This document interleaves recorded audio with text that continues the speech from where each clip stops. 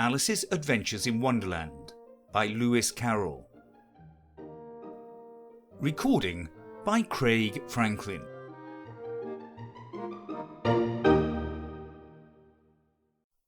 Chapter 1. Down the Rabbit Hole. Alice was beginning to get very tired of sitting by her sister on the bank and of having nothing to do. Once or twice she had peeped into the book her sister was reading, but it had no pictures or conversations in it.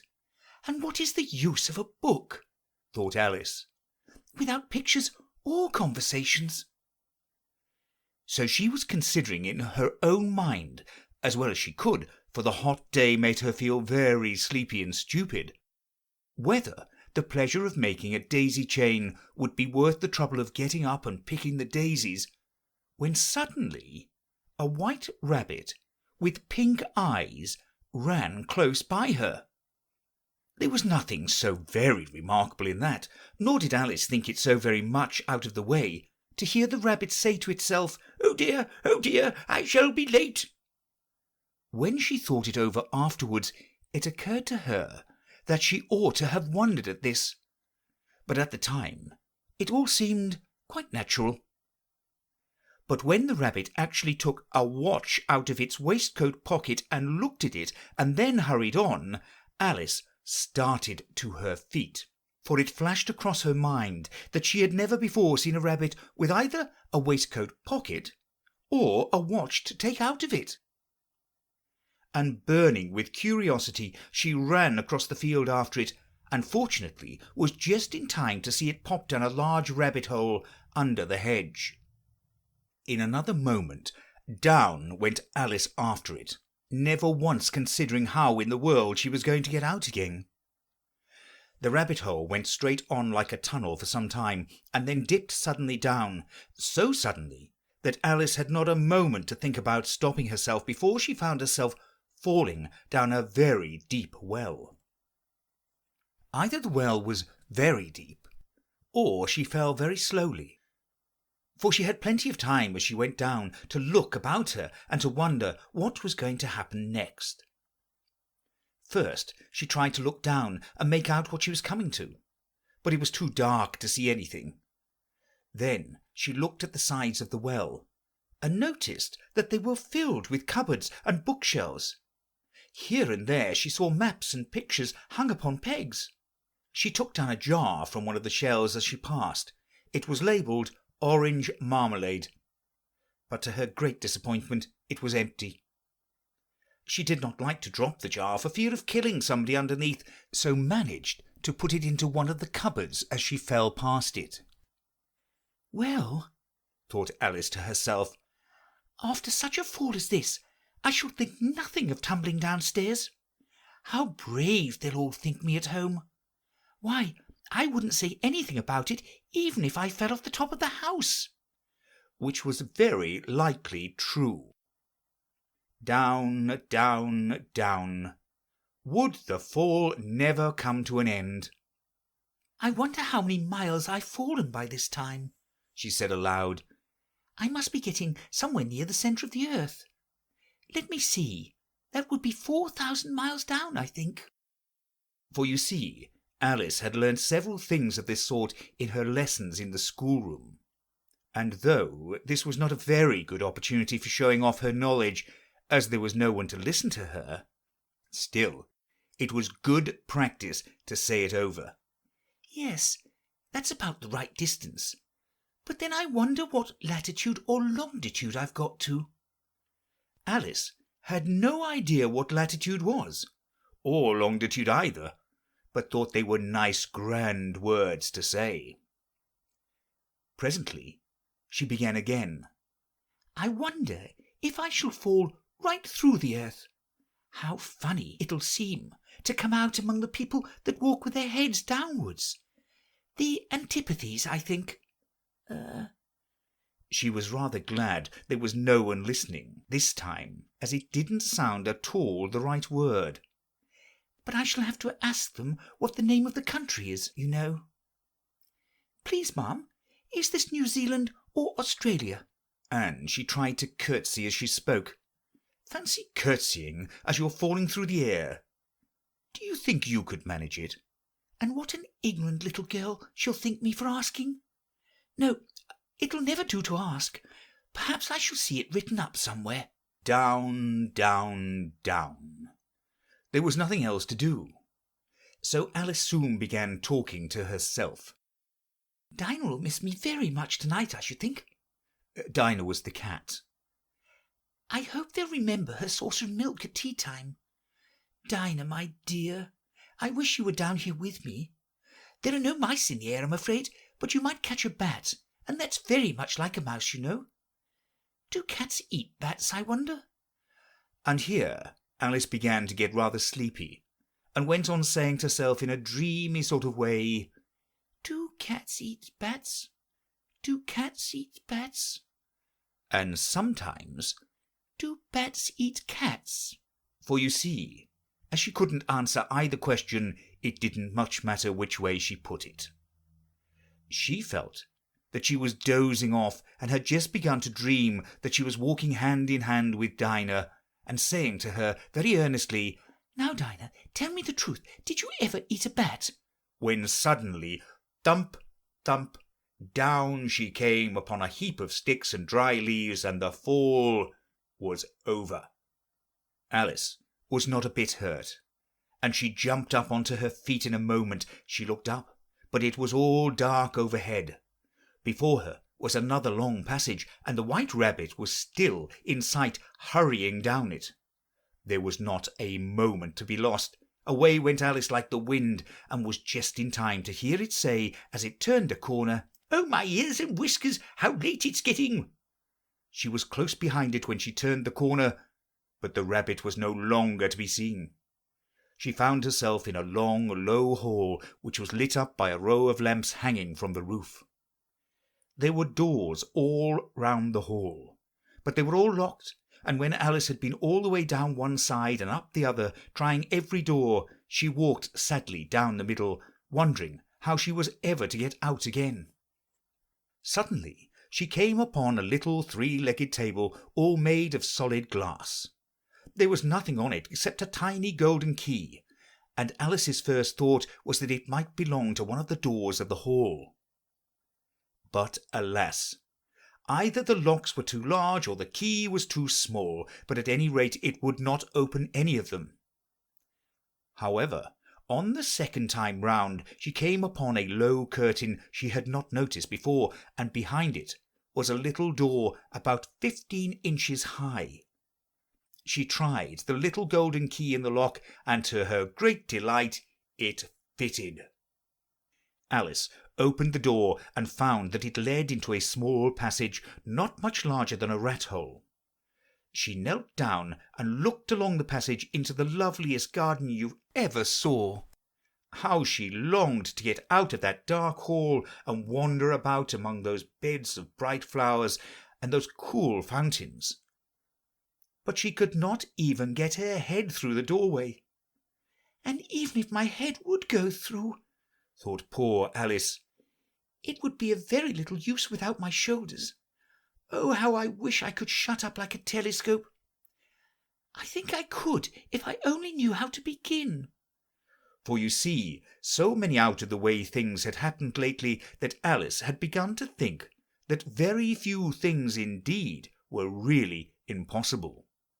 There seemed to be no use in waiting by the little door, so she went back to the table, half hoping she might find another key on it, or at any rate a book of rules for shutting people up like telescopes. This time she found a little bottle on it. "Which certainly was not here before," said Alice. And round the neck of the bottle was a paper label with the words "Drink me" beautifully printed on it in large letters. It was all very well to say "Drink me," but the wise little Alice was not going to do that in a hurry. "No, I'll look first," she said, "and see whether it's marked poison or not." For she had read several nice little histories about children who had got burnt and eaten up by wild beasts and other unpleasant things, all because they would not remember the simple rules their friends had taught them. such as that a red-hot poker will burn you if you hold it too long, and that if you cut your finger very deeply with a knife, it usually bleeds.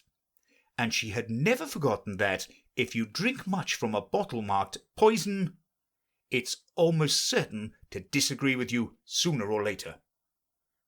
However, this bottle was not marked poison, so Alice ventured to taste it, and finding it very nice, it had in fact a sort of mixed flavour of cherry tart, custard, pineapple, roast turkey, toffee, and hot buttered toast. She very soon finished it off. "What a curious feeling," said Alice. "I must be shutting up like a telescope." And so it was indeed. She was now only 10 inches high, and her face brightened up at the thought that she was now the right size for getting through the little door into that lovely garden. First, however, she waited for a few minutes to see if she was going to shrink any further. She felt a little nervous about this, "For it might end, you know," said Alice to herself, "in my going out altogether, like a candle. I wonder what I should be like then." And she tried to fancy what the flame of a candle is like after the candle is blown out, for she could not remember ever having seen such a thing. After a while, finding that nothing more happened, she decided on going into the garden at once. But alas for poor Alice! When she got to the door, she found she had forgotten the little golden key, and when she went back to the table for it, she found she could not possibly reach it. She could see it quite plainly through the glass, and she tried her best to climb up one of the legs of the table, but it was too slippery. And when she had tired herself out with trying, the poor little thing sat down and cried. "Come, there's no use in crying like that," said Alice to herself rather sharply. "I advise you to leave off this minute." She generally gave herself very good advice, though she very seldom followed it, and sometimes she scolded herself so severely as to bring tears into her eyes, and once she remembered trying to box her own ears for having cheated herself in a game of croquet she was playing against herself, for this curious child was very fond of pretending to be two people. "But it's no use now," thought poor Alice, "to pretend to be two people. Why, there's hardly enough of me left to make one respectable person." Soon her eye fell on a little glass box that was lying under the table. She opened it, and found in it a very small cake, on which the words "Eat me" were beautifully marked in currants. "Well, I'll eat it," said Alice, "and if it makes me grow larger, I can reach the key, and if it makes me grow smaller, I can creep under the door. So either way, I'll get into the garden, and I don't care which happens." She ate a little bit, and said anxiously to herself, "Which way?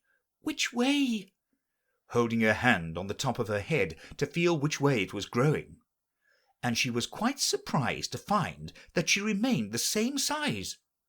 To be sure, this generally happens when one eats cake, but Alice had got so much into the way of expecting nothing but out of the way things to happen, that it seemed quite dull and stupid for life to go on in the common way. So she set to work, and very soon finished off the cake.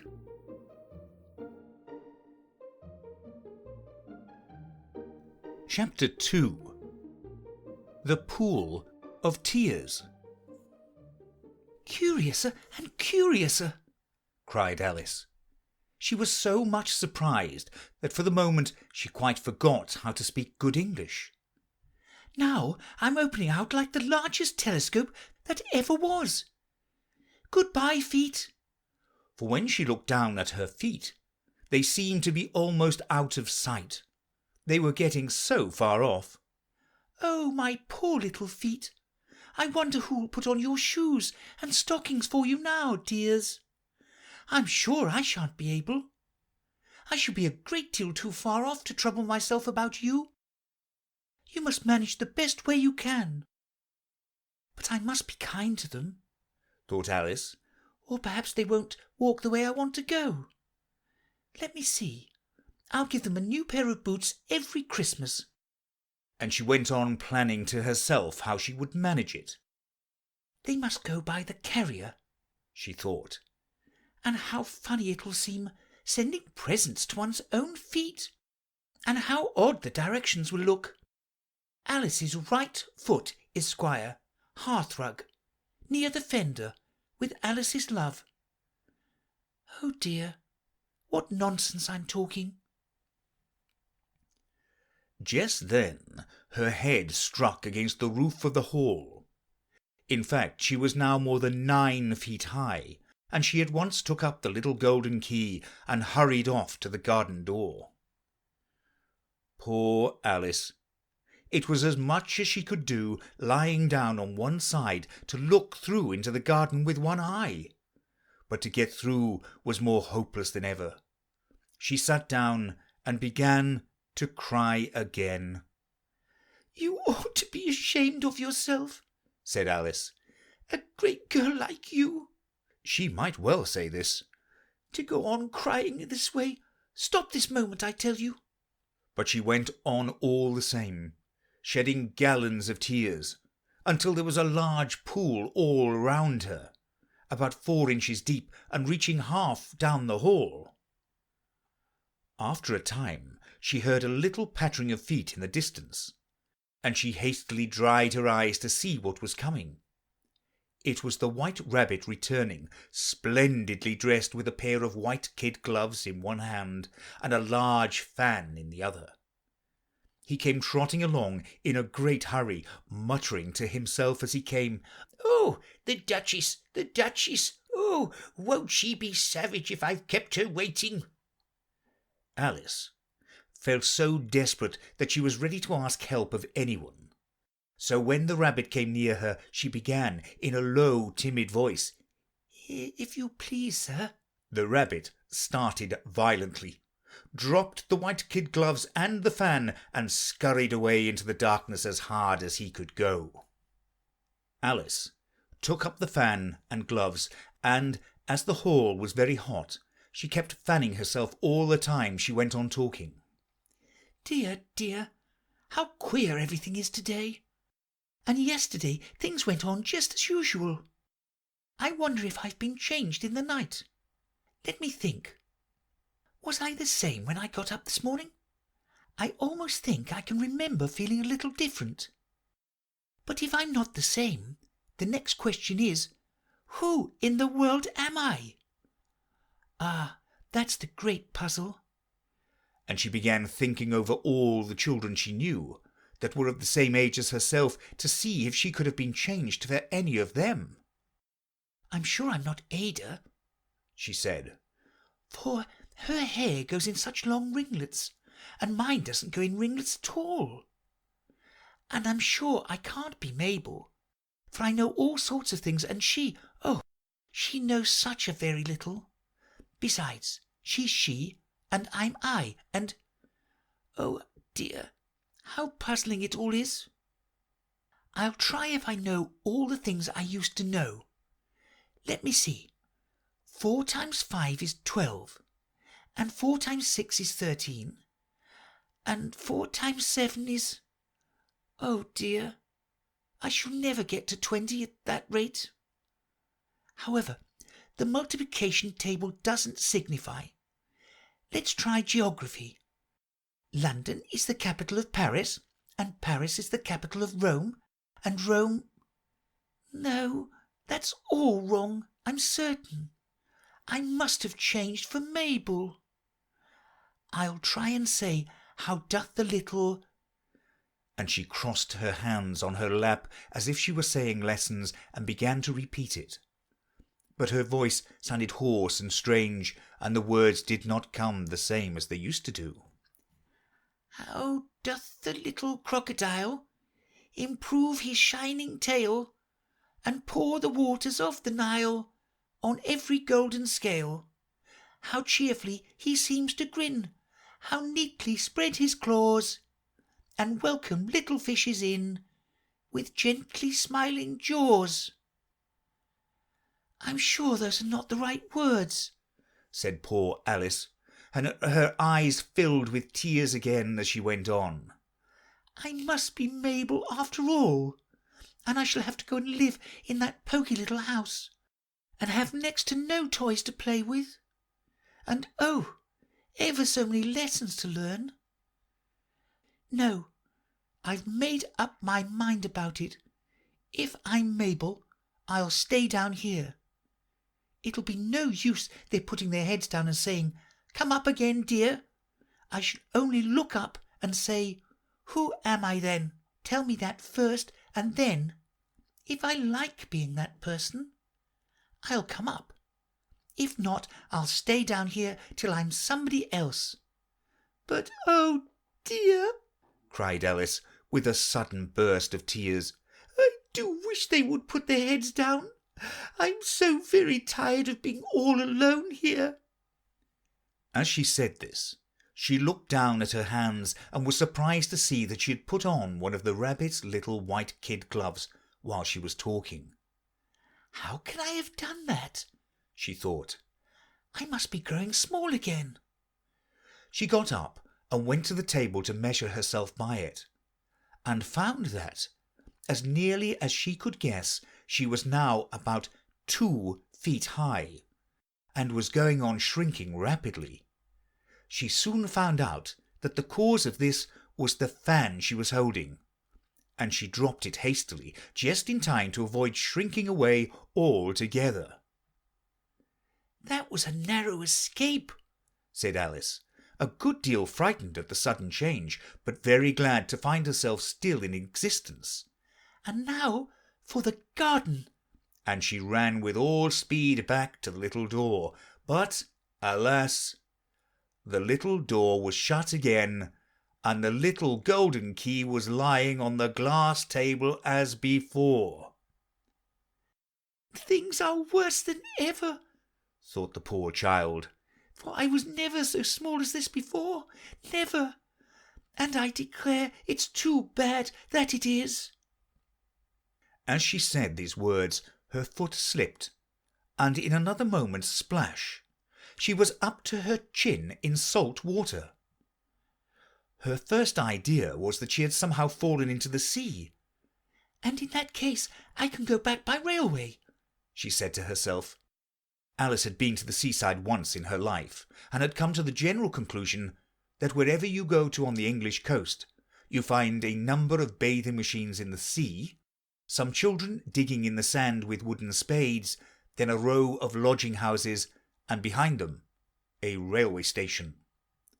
However, she soon made out that she was in the pool of tears which she had wept when she was 9 feet high. "I wish I hadn't cried so much," said Alice, as she swam about trying to find her way out. "I shall be punished for it now, I suppose, by being drowned in my own tears. That will be a queer thing, to be sure. However, everything is queer today." Just then she heard something splashing about in the pool a little way off, and she swam nearer to make out what it was. At first she thought it must be a walrus or a hippopotamus, but then she remembered how small she was now, and she soon made out that it was only a mouse that had slipped in like herself. "Would it be any use now," thought Alice, "to speak to this mouse? Everything is so out of the way down here that I should think very likely it can talk. At any rate, there's no harm in trying." So she began. "Oh, mouse, do you know the way out of this pool? I am very tired of swimming about here. Oh, mouse." Alice thought this must be the right way of speaking to a mouse. She had never done such a thing before, but she remembered having seen in her brother's Latin grammar a mouse, of a mouse to a mouse, a mouse, O mouse. The mouse looked at her rather inquisitively, and seemed to her to wink with one of its little eyes, but it said nothing. "Perhaps it doesn't understand English," thought Alice. "I dare say it's a French mouse, come over with William the Conqueror. for with all her knowledge of history, Alice had no very clear notion how long ago anything had happened. So she began again, "Où est ma chatte?" which was the first sentence in her French lesson book. The mouse gave a sudden leap out of the water and seemed to quiver all over with fright. "Oh, I beg your pardon," cried Alice hastily, afraid that she had hurt the poor animal's feelings. "I quite forgot you didn't like cats." "Not like cats!" cried the mouse with a shrill, passionate voice. "Would you like cats if you were me?" "Well, perhaps not," said Alice in a soothing tone. "Don't be angry about it. And yet I wish I could show you our cat Dinah. I think you'd take a fancy to cats if you could only see her. She is such a dear, quiet thing." Alice went on, half to herself, as she swam lazily about in the pool. "And she sits purring so nicely by the fire, licking her paws and washing her face, and she is such a nice soft thing to nurse, and she's such a capital one for catching mice. Oh, I beg your pardon," cried Alice again, for this time the mouse was bristling all over, and she felt certain it must be really offended. "We won't talk about her any more if you'd rather not." "We indeed!" cried the mouse, who was trembling down to the end of his tail. "As if I would talk on such a subject. Our family always hated cats. Nasty, low, vulgar things. Don't let me hear the name again." "I won't indeed," said Alice, in a great hurry to change the subject of the conversation. Are you fond of dogs?" The mouse did not answer, so Alice went on eagerly. "There is such a nice little dog near our house. I should like to show you. A little bright-eyed terrier, you know, with, oh, such long curly brown hair. And it'll fetch things when you throw them, and it'll sit up and beg for its dinner, and all sorts of things. I can't remember half of them, and it belongs to a farmer, you know, and he says it's so useful. It's worth £100. He says it kills all the rats and—" "Oh dear!" cried Alice in a sorrowful tone. "I'm afraid I've offended it again." For the mouse was swimming away from her as hard as it could go, and making a commotion in the pool as it went. So she called after it, "Mouse dear, do come back, and we won't talk about cats or dogs either, if you don't like them." When the mouse heard this, it turned round and swam slowly back to her. Its face was quite pale with passion, Alice thought, and it said in a low, trembling voice, "Let us go to the shore, and then I'll tell you my history, and you'll understand why it is I hate cats and dogs." It was high time to go, for the pool was getting quite crowded with the birds and animals that had fallen into it. There was a duck and a dodo, a lory and an eaglet, and several other curious creatures. Alice led the way, and the whole party swam to the shore.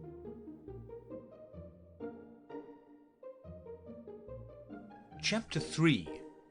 A Caucus-Race and a Long Tail. They were indeed a queer-looking party that assembled on the bank. The birds with draggled feathers, the animals with their fur clinging close to them, and all dripping wet, cross, and uncomfortable. The first question, of course, was how to get dry again. They had a consultation about this, and after a few minutes it seemed quite natural to Alice to find herself talking familiarly with them, as if she had known them all her life. Indeed, she had quite a long argument with the lory, who had at last turned sulky, and would only say, "I'm older than you, and must know better." And this Alice would not allow without knowing how old it was, and, as the lory positively refused to tell its age, there was no more to be said. At last, the mouse, who seemed to be a person of authority among them, called out, "Sit down, all of you, and listen to me. I'll soon make you dry enough." They all sat down at once, in a large ring with the mouse in the middle. Alice kept her eyes anxiously fixed on it, for she felt sure she would catch a bad cold if she did not get dry very soon. said the mouse with an important air. "Are you all ready? This is the driest thing I know. Silence all round, if you please.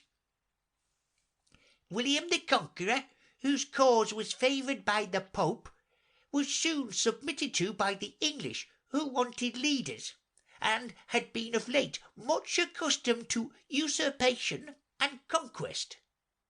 Edwin and Morcar, the Earls of Mercia and Northumbria—" "Oh," said the Lory with a shiver. "I beg your pardon," said the mouse, frowning but very politely. "Did you speak?" "Not I," said the Lory hastily. "I thought you did," said the mouse. "I proceed. Edwin and Morcar, the Earls of Mercia and Northumbria, declared for him, and even Stigand, the patriotic Archbishop of Canterbury, found it advisable." "Found what?" said the duck. "Found it," the mouse replied rather crossly. "Of course you know what it means." "I know what it means well enough when I find a thing," said the duck. "It's generally a frog or a worm. The question is, what did the Archbishop find?" The mouse did not notice this question, but hurriedly went on. "Found it advisable to go with Edgar Atheling to meet William and offer him the crown. William's conduct at first was moderate, but the insolence of his Normans— How are you getting on now, my dear?" it continued, turning to Alice as it spoke. "As wet as ever," said Alice in a melancholy tone. "It doesn't seem to dry me at all." "In that case," said the Dodo solemnly, rising to its feet, "I move that the meeting adjourn for the immediate adoption of more energetic remedies." "Speak English," said the eaglet. "I don't know the meaning of half these long words, and what's more, I don't believe you do either." And the eaglet bent down its head to hide a smile. Some of the other birds tittered audibly. "What I was going to say," said the Dodo in an offended tone, "was that the best thing to get us dry would be a Caucus-Race." "What is a Caucus-Race?" said Alice. Not that she wanted much to know, but the Dodo had paused as if it thought that somebody ought to speak, and no one else seemed inclined to say anything. "Why," said the Dodo, "the best way to explain it is to do it. And as you might like to try the thing yourself some winter day, I will tell you how the Dodo managed it. First, it marked out a racecourse in a sort of circle. "The exact shape doesn't matter," it said. And then all the party were placed along the course here and there. There was no 1, 2, 3 and away, but they began running when they liked, and left off when they liked, so that it was not easy to know when the race was over. However, when they had been running half an hour or so, and were quite dry again, the Dodo suddenly called out, "The race is over!" And they all crowded round it, panting and asking, "But who has won?" This question the Dodo could not answer without a great deal of thought, and it sat for a long time with one finger pressed upon its forehead, the position in which you usually see Shakespeare in the pictures of him, while the rest waited in silence. At last the Dodo said, "Everybody has won. All must have prizes." "But who is to give the prizes?" quite a chorus of voices asked. "Why, she, of course," said the Dodo, pointing to Alice with one finger. And the whole party at once crowded round her, calling out in a confused way, "Prizes, prizes!" Alice had no idea what to do, and in despair she put her hand in her pocket and pulled out a box of comfits. Luckily the salt water had not got into it, and handed them round as prizes. There was exactly one apiece all round. "But she must have her prize herself, you know," said the mouse. "Of course," the Dodo replied very gravely. "What else have you got in your pocket?" he went on, turning to Alice. "Only a thimble," said Alice sadly. "Hand it over here," said the Dodo. Then they all crowded round her once more, while the Dodo solemnly presented the thimble, saying, "We beg your acceptance of this elegant thimble." And when it had finished the short speech, they all cheered. Alice thought the whole thing very absurd, but they all looked so grave that she did not dare to laugh, and as she could not think of anything to say, she simply bowed and took the thimble, looking as solemn as she could. The next thing was to eat the comfits. This caused some noise and confusion, as the large birds complained that they could not taste theirs, and the small ones choked and had to be patted on the back. However, it was over at last, and they sat down in a ring and begged the mouse to tell them something more. "You must promise to tell me your history, you know," said Alice, "and why it is you hate C and D," she added in a whisper, half afraid that it would be offended again. "Mine is a long and sad tale," said the mouse, turning to Alice and sighing. "It is a long tale, certainly," said Alice, looking down with wonder at the mouse's tail. "But why do you call it sad?" And she kept on puzzling about it while the mouse was speaking, so that her idea of the tale was something like this. Fury said to a mouse that he met in the house, "Let us both go to law, I will prosecute you.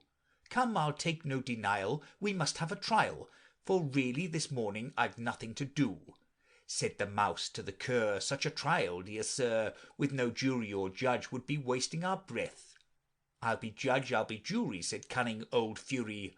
"I'll try the whole cause and condemn you to death." "You are not attending," said the mouse to Alice severely. "What are you thinking of?" "Oh, I beg your pardon," said Alice very humbly. "You had got to the fifth bend, I think." "I had not," cried the mouse sharply and very angrily. "And not," said Alice, always ready to make herself useful, and looking anxiously about. "Oh, do let me help you undo it." "I should do nothing of the sort," said the mouse, getting up and walking away. "You insult me by your talking such nonsense." "I didn't mean it," pleaded poor Alice. "but you're so easily offended, you know." The mouse only growled in reply.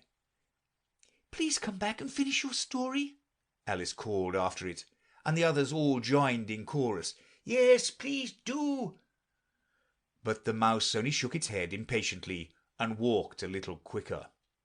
"What a pity it wouldn't stay," sighed the Lory, as soon as it was quite out of sight. And an old crab took the opportunity of saying to her daughter, "Ah, my dear, let this be a lesson to you. Never lose your temper." "Hold your tongue, ma," said the young crab a little snappishly. "You're enough to try the patience of an oyster." "I wish I had our Dinah here, I know I do," said Alice aloud, addressing nobody in particular. "She'd soon fetch it back." "And who is Dinah, if I might venture to ask the question?" said the Lory.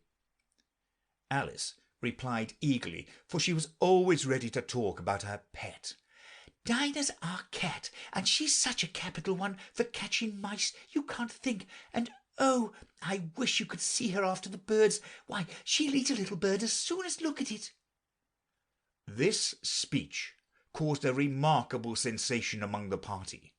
Some of the birds hurried off at once. One old magpie began wrapping itself up very carefully, remarking, "I really must be getting home. The night air doesn't suit my throat."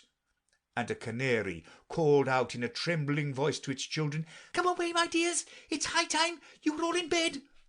On various pretexts they all moved off, and Alice was soon left alone. "I wish I hadn't mentioned Dinah," she said to herself in a melancholy tone. "Nobody seems to like her down here. and I'm sure she's the best cat in the world. Oh, my dear Dinah, I wonder if I shall ever see you any more." And here poor Alice began to cry again, for she was very lonely and low-spirited. In a little while, however, she again heard a little pattering of footsteps in the distance, and she looked up eagerly, half hoping that the mouse had changed his mind and was coming back to finish his story.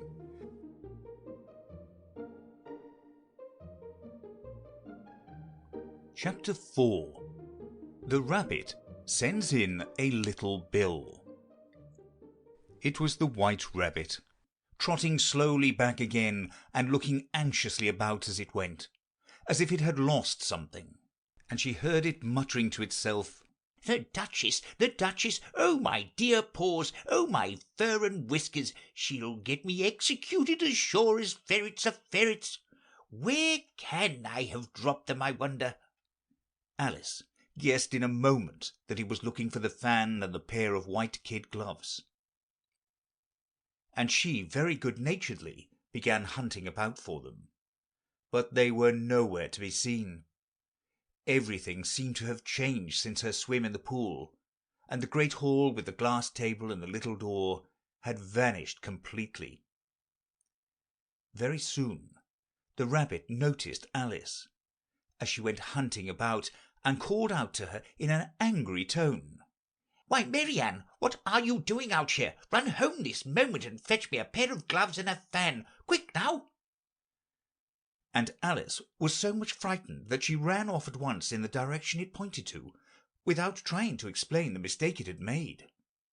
"He took me for his housemaid," she said to herself as she ran. "How surprised he'll be when he finds out who I am.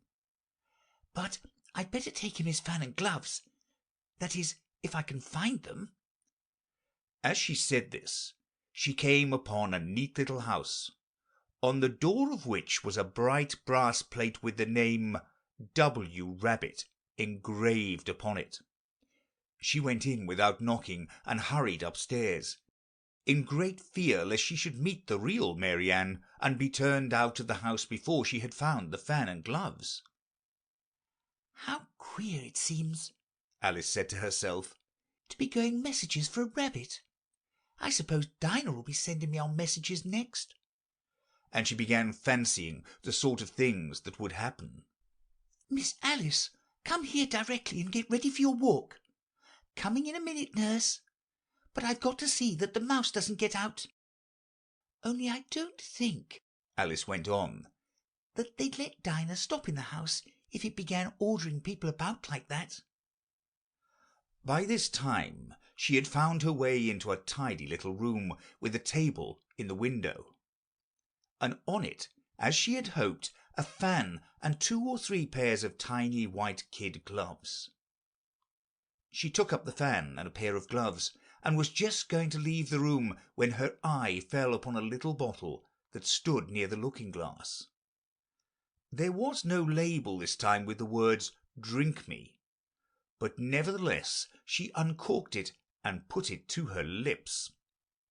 "I know something interesting is sure to happen," she said to herself, "whenever I eat or drink anything. So I'll just see what this bottle does.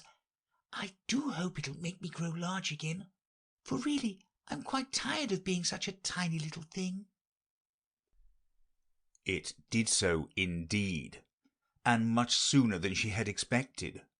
Before she had drunk half the bottle, she found her head pressed against the ceiling and had to stoop to save her neck from being broken. She hastily put down the bottle, saying to herself, "That's quite enough. I hope I shan't grow any more. As it is, I can't get out at the door. I do wish I hadn't drunk quite so much."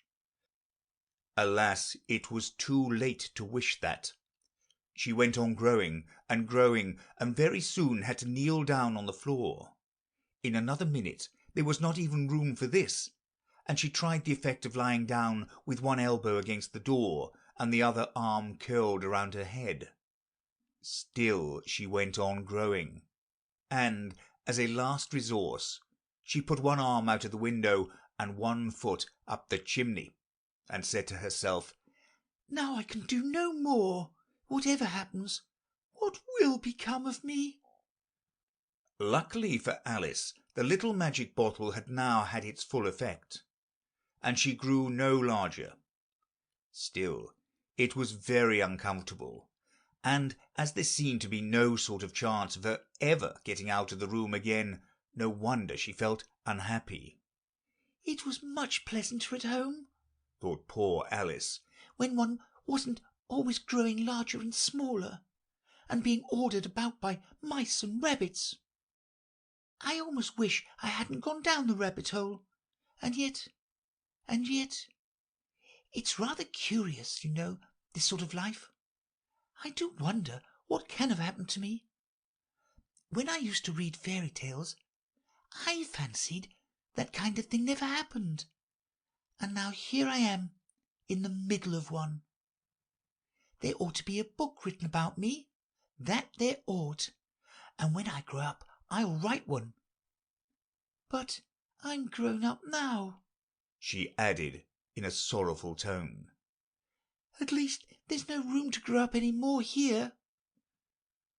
But then," thought Alice, "shall I never get any older than I am now?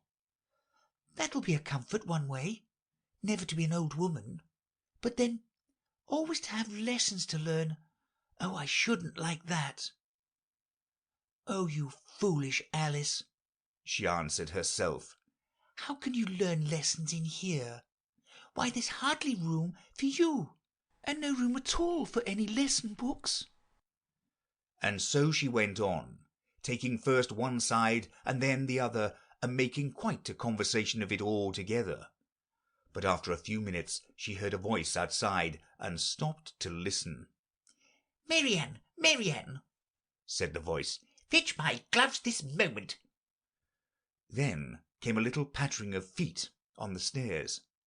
Alice knew it was the rabbit coming to look for her, and she trembled till she shook the house, quite forgetting that she was now about 1,000 times as large as the rabbit, and had no reason to be afraid of it.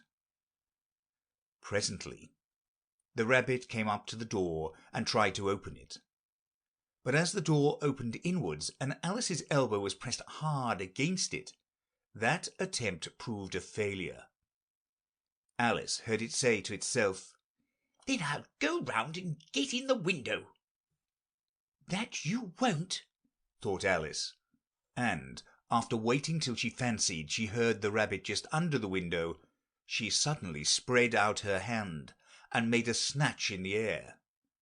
She did not get hold of anything, but she heard a little shriek and a fall and a crash of broken glass, from which she concluded that it was just possible it had fallen into a cucumber frame or something of the sort. Next came an angry voice, the rabbit's. "Pat, Pat, where are you?"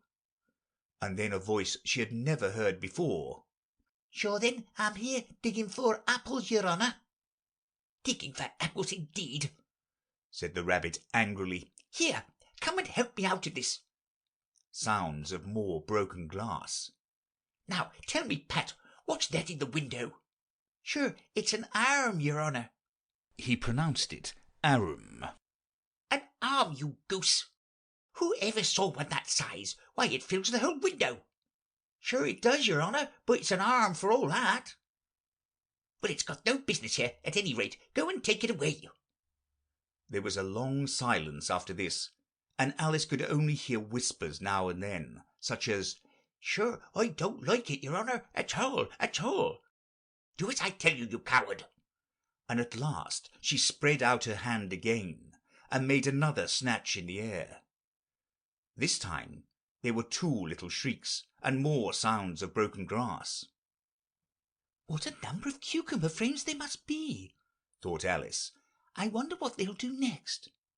As for pulling me out of the window, I only wish they could. I'm sure I don't want to stay in here any longer." She waited for some time without hearing anything more. At last came a rumbling of little cartwheels, and the sound of a good many voices all talking together. She made out the words, "Where's the other ladder?" "Why, I hadn't to bring but one. Bill's got the other." "Bill, fetch it here, lad." Here, put 'em up at this corner. No, tie 'em together first. They don't reach half high enough yet. Oh, they'll do well enough. Don't be peculiar. Here, Bill, catch hold of this rope. Will the roof bear? Mind that loose slate. Oh, it's coming down. Heads down. A loud crash. Now, who did that? It was Bill, I fancy. Who's to go down the chimney? Nay, I shan't. You do it. That I won't, then. Bill's to go down. Here, Bill, the master says you're to go down the chimney. Oh, so Bill's got to come down the chimney, has he? Said Alice to herself. Shy they seem to put everything upon Bill. I wouldn't be in Bill's place for a good deal. This fireplace is narrow, to be sure, but I think I can kick a little. She drew her foot as far down the chimney as she could, and waited till she heard a little animal. She couldn't guess of what sort it was, scratching and scrambling about in the chimney close above her. Then, saying to herself, "This is Bill," she gave one sharp kick and waited to see what would happen next. The first thing she heard was a general chorus of, There goes Bill. then the rabbit's voice alone. Catch him, you by the hedge. Then silence. And then another confusion of voices. Hold up his head, Brandy, now. Don't choke him. How was it, old fellow? What happened to you? Tell us all about it. Last came a little feeble, squeaky voice. "That's Bill," thought Alice. Well, I hardly know. No more, thank ye. I'm better now. But I'm a deal too flustered to tell you.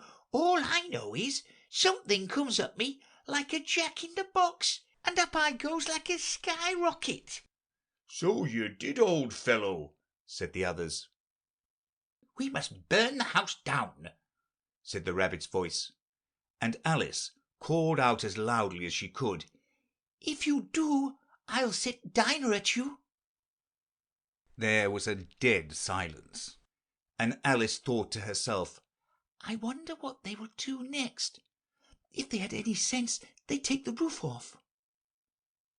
After a minute or two, they began moving about again, and Alice heard the rabbit say, A barrowful will do to begin with.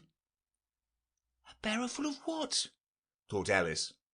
But she had not long to doubt, for the next moment a shower of little pebbles came rattling in at the window, and some of them hit her in the face. "I'll put a stop to this," she said to herself, and shouted out, "You'd better not do that again," which produced another dead silence.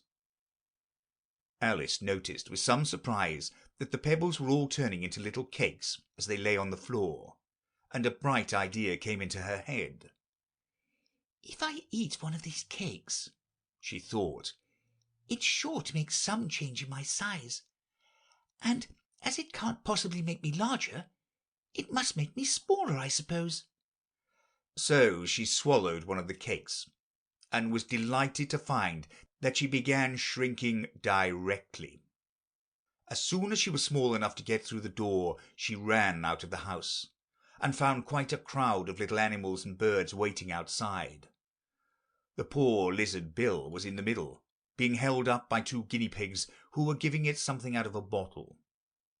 They all made a rush at Alice the moment she appeared, but she ran off as hard as she could, and soon found herself safe in a thick wood. "The first thing I've got to do," said Alice to herself as she wandered about in the wood, "is to grow to my right size again. And the second thing is to find my way into that lovely garden. I think that will be the best plan." It sounded an excellent plan, no doubt, and very neatly and simply arranged. The only difficulty was that she had not the smallest idea how to set about it. And while she was peering about anxiously among the trees, a little sharp bark just over her head made her look up in a great hurry. An enormous puppy was looking down at her with large round eyes, and feebly stretching out one paw, trying to touch her. Poor little thing, said Alice in a coaxing tone, and she tried hard to whistle to it.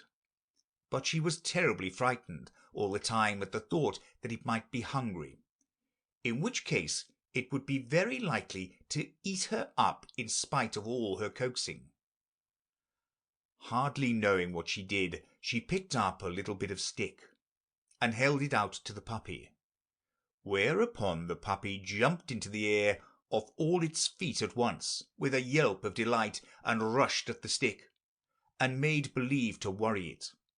Then Alice dodged behind a great thistle to keep herself from being run over, and the moment she appeared on the other side, the puppy made another rush at the stick, and tumbled head over heels in its hurry to get hold of it.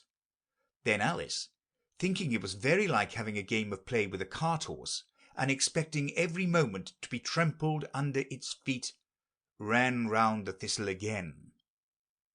Then the puppy began a series of short charges at the stick, running a very little way forwards each time, and a long way back, and barking hoarsely all the while, till at last it sat down a good way off, panting, with its tongue hanging out of its mouth, and its great eyes half shut.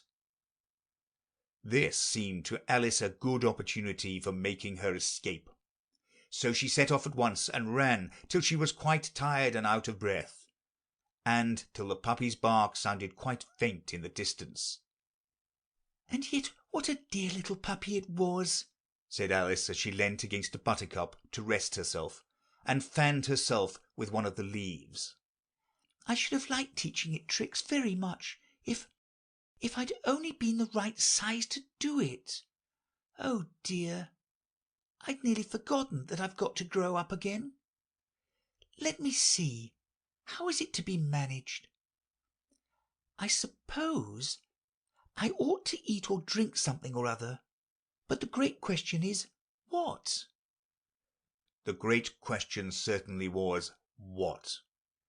Alice looked all around her at the flowers and the blades of grass, but she did not see anything that looked like the right thing to eat or drink under the circumstances. There was a large mushroom growing near her, about the same height as herself, and when she had looked under it, and on both sides of it, and behind it, it occurred to her that she might as well look and see what was on top of it.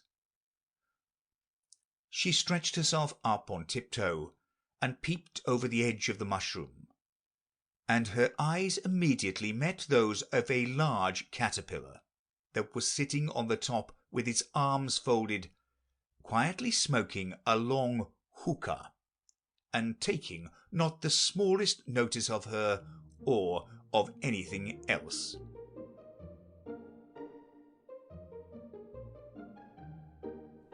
Chapter 5. Advice from a Caterpillar. The caterpillar and Alice looked at each other for some time in silence. At last the caterpillar took the hookah out of its mouth and addressed her in a languid, sleepy voice. "Who are you?" said the caterpillar. This was not an encouraging opening for a conversation. Alice replied rather shyly, I hardly know, sir, just at present. At least, I know who I was when I got up this morning, but I think I must have been changed several times since then." "What do you mean by that?" said the caterpillar sternly. "Explain yourself." "I can't explain myself, I'm afraid, sir," said Alice, "because I'm not myself, you see." "I don't see," said the caterpillar.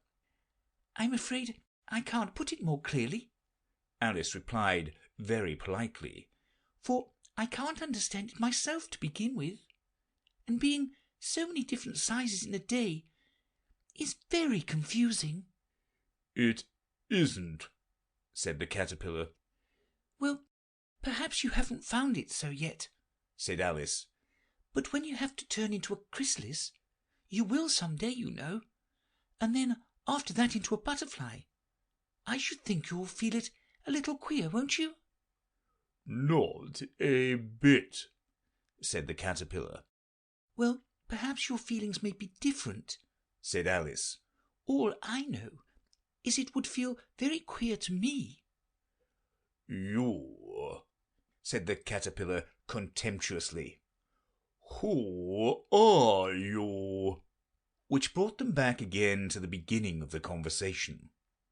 Alice felt a little irritated at the caterpillar's making such very short remarks, and she drew herself up and said very gravely, I think you ought to tell me who you are first. Why, said the caterpillar.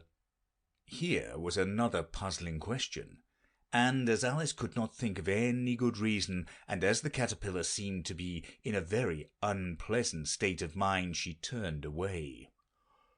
Come back, the caterpillar called after her. I've something important to say. This sounded promising, certainly. Alice turned and came back again. Keep your temper, said the caterpillar. Is that all? said Alice, swallowing down her anger as well as she could. No, said the caterpillar. Alice thought she might as well wait, as she had nothing else to do, and perhaps after all it might tell her something worth hearing. For some minutes it puffed away without speaking, but at last it unfolded its arms, took the hookah out of its mouth again, and said, So you think you're changed, do you?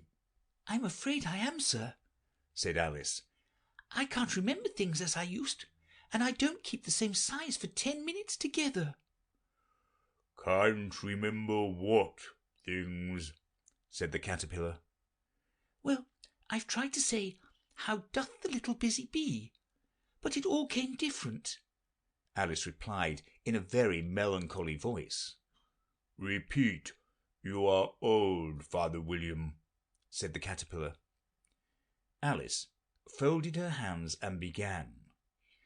You are old, Father William, the young man said, and your hair has become very white, and yet you incessantly stand on your head. Do you think at your age it is right? In my youth, Father William replied to his son, I feared it might injure the brain, but now that I'm perfectly sure I have none, why I do it again and again. You are old, said the youth, as I mentioned before, and have grown most uncommonly fat. Yet you turned a back somersault in at the door. Pray, what is the reason of that? In my youth, said the sage, as he shook his grey locks, I kept all my limbs very supple. By the use of this ointment, 1 shilling the box. Allow me to sell you a couple. You are old, said the youth, and your jaws are too weak for anything tougher than suet. Yet you finished the goose with the bones and the beak. Pray, how did you manage to do it? In my youth, said his father, I took to the law and argued each case with my wife, and the muscular strength which it gave to my jaw has lasted the rest of my life. You are old, said the youth. One would hardly suppose that your eye was as steady as ever. Yet you balance an eel on the end of your nose. What made you so awfully clever? I have answered 3 questions, and that is enough, said his father. Don't give yourself airs. Do you think I can listen all day to such stuff? Be off, or I'll kick you downstairs. That is not said right, said the caterpillar. Not quite right, I'm afraid, said Alice timidly. Some of the words have got altered. It is wrong from beginning to end, said the caterpillar decidedly, and there was silence for some minutes. The caterpillar was first to speak. What size do you want to be? It asked. Oh, I'm not particular as to size, Alice hastily replied. Only one doesn't like changing so often, you know. I don't know, said the caterpillar. Alice said nothing. She had never been so much contradicted in her life before, and she felt that she was losing her temper. "Are you content now?" said the caterpillar. "Well, I should like to be a little larger, sir, if you wouldn't mind," said Alice. 3 inches is such a wretched height to be." "It is a very good height indeed," said the caterpillar angrily, rearing itself upright as it spoke. It was exactly 3 inches high. "But I'm not used to it," pleaded Alice in a piteous tone. And she thought of herself. "I wish the creatures wouldn't be so easily offended." "You'll get used to it in time," said the caterpillar, and it put the hookah into its mouth and began smoking again. This time Alice waited patiently until it chose to speak again. In a moment or two the caterpillar took the hookah out of its mouth and yawned once or twice and shook itself. Then it got down off the mushroom and crawled away in the grass, merely remarking as it went, "One side will make you grow taller, and the other side will make you grow shorter." "One side of what? The other side of what?" thought Alice to herself. "Of the mushroom," said the caterpillar, just as if she had asked it aloud, and in another moment it was out of sight. Alice remained looking thoughtfully at the mushroom for a minute, trying to make out which were the 2 sides of it, and as it was perfectly round, she found this a very difficult question. However, at last she stretched her arms round it as far as they would go, and broke off a bit of the edge with each hand. "And now, which is which?" she said to herself, and nibbled a little of the right-hand bit to try the effect. The next moment she felt a violent blow underneath her chin. It had struck her foot. She was a good deal frightened by this very sudden change, but she felt there was no time to be lost, as she was shrinking rapidly. So she set to work at once to eat some of the other bit. Her chin was pressed so closely against her foot that there was hardly room to open her mouth, but she did it at last, and managed to swallow a morsel of the left-hand bit. "Come, my head's free at last," said Alice in a tone of delight, which changed into alarm in another moment when she found that her shoulders were nowhere to be found. All she could see when she looked down was an immense length of neck, which seemed to rise like a stalk out of a sea of green leaves that lay far below her. "What can all that green stuff be?" said Alice. "And where have my shoulders got to? And oh, my poor hands! How is it I can't see you?" She was moving them about as she spoke, but no result seemed to follow except a little shaking among the distant green leaves. As there seemed to be no chance of getting her hands up to her head, she tried to get her head down to them, and was delighted to find that her neck would bend about easily in any direction like a serpent. She had just succeeded in curving it down into a graceful zigzag, and was going to dive in among the leaves, which she found to be nothing but the tops of the trees under which she had been wandering, when a sharp hiss made her draw back in a hurry. A large pigeon had flown into her face, and was beating her violently with its wings. "Serpent!" screamed the pigeon. "I'm not a serpent," said Alice indignantly. "Let me alone." "Serpent, I say again," repeated the pigeon, but in a more subdued tone, and added with a kind of sob, "I've tried every way, and nothing seems to suit them." "I haven't the least idea what you're talking about," said Alice. "I've tried the roots of trees, and I've tried banks, and I've tried hedges," the pigeon went on, without attending to her. "but those serpents, there's no pleasing them." Alice was more and more puzzled, but she thought there was no use in saying anything more till the pigeon had finished. as if it wasn't trouble enough hatching the eggs," said the pigeon. "but I must be on the lookout for serpents night and day. Why, I haven't had a wink of sleep these 3 weeks." "I'm very sorry you've been annoyed," said Alice, who was beginning to see its meaning.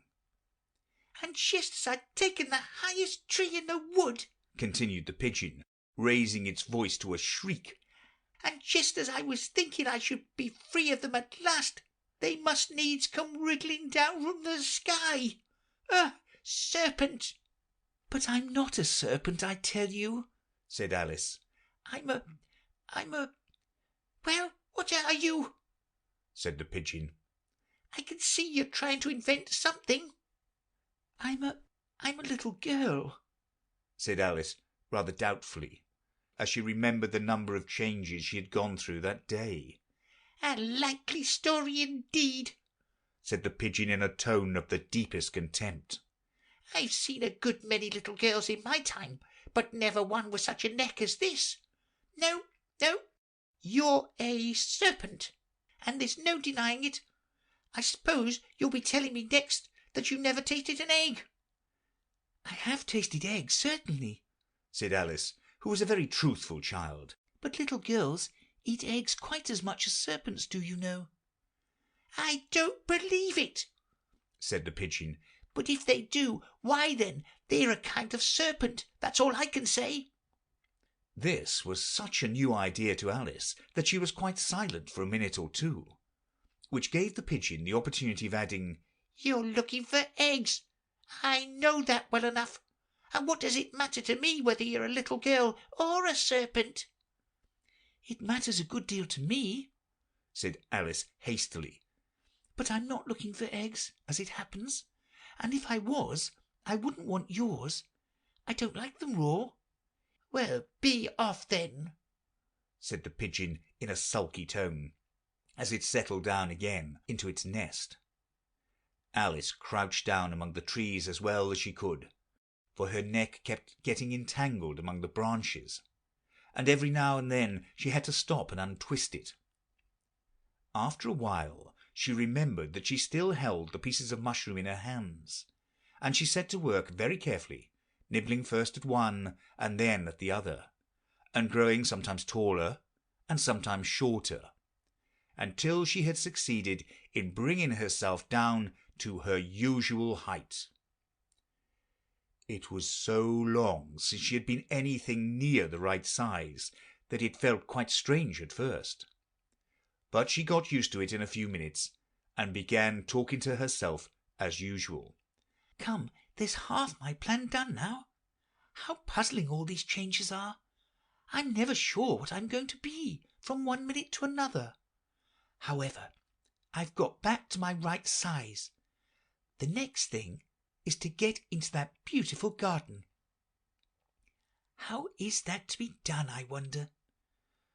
As she said this, she came suddenly upon an open place, with a little house in it about 4 feet high. "Whoever lives there," thought Alice, "it'll never do to come upon them this size. Why, I should frighten them out of their wits." So she began nibbling at the right-hand bit again, and did not venture to go near the house till she had brought herself down to 9 inches high.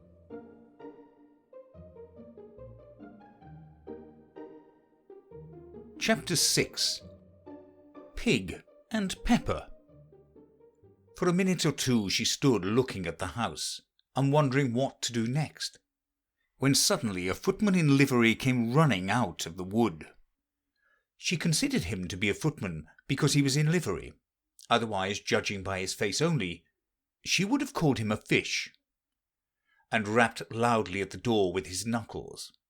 It was opened by another footman in livery, with a round face and large eyes like a frog, and both footmen, Alice noticed, had powdered hair that curled all over their heads. She felt very curious to know what it was all about, and crept a little way out of the wood to listen. The fish footman began by producing from under his arm a great letter, nearly as large as himself, and this he handed over to the other, saying in a solemn tone. "For the Duchess, an invitation from the Queen to play croquet." The frog footman repeated in the same solemn tone, only changing the orders of the words a little. "From the Queen, an invitation for the Duchess to play croquet." Then they both bowed low, and their curls got entangled together. Alice laughed so much at this that she had to run back into the wood for fear of their hearing her, and when she next peeped out, the fish footman was gone, and the other was sitting on the ground near the door, staring stupidly up into the sky. Alice went timidly up to the door and knocked. "There is no sort of use in knocking," said the footman, "and that for 2 reasons. First, because I'm on the same side of the door as you are. Secondly, because they're making such a noise inside, no one could possibly hear you." And certainly there was a most extraordinary noise going on within, a constant howling and sneezing, and every now and then a great crash, as if a dish or kettle had been broken to pieces. "Please then," said Alice, "how am I to get in?" "There might be some sense in your knocking," the footman went on, without attending to her, "if we had the door between us.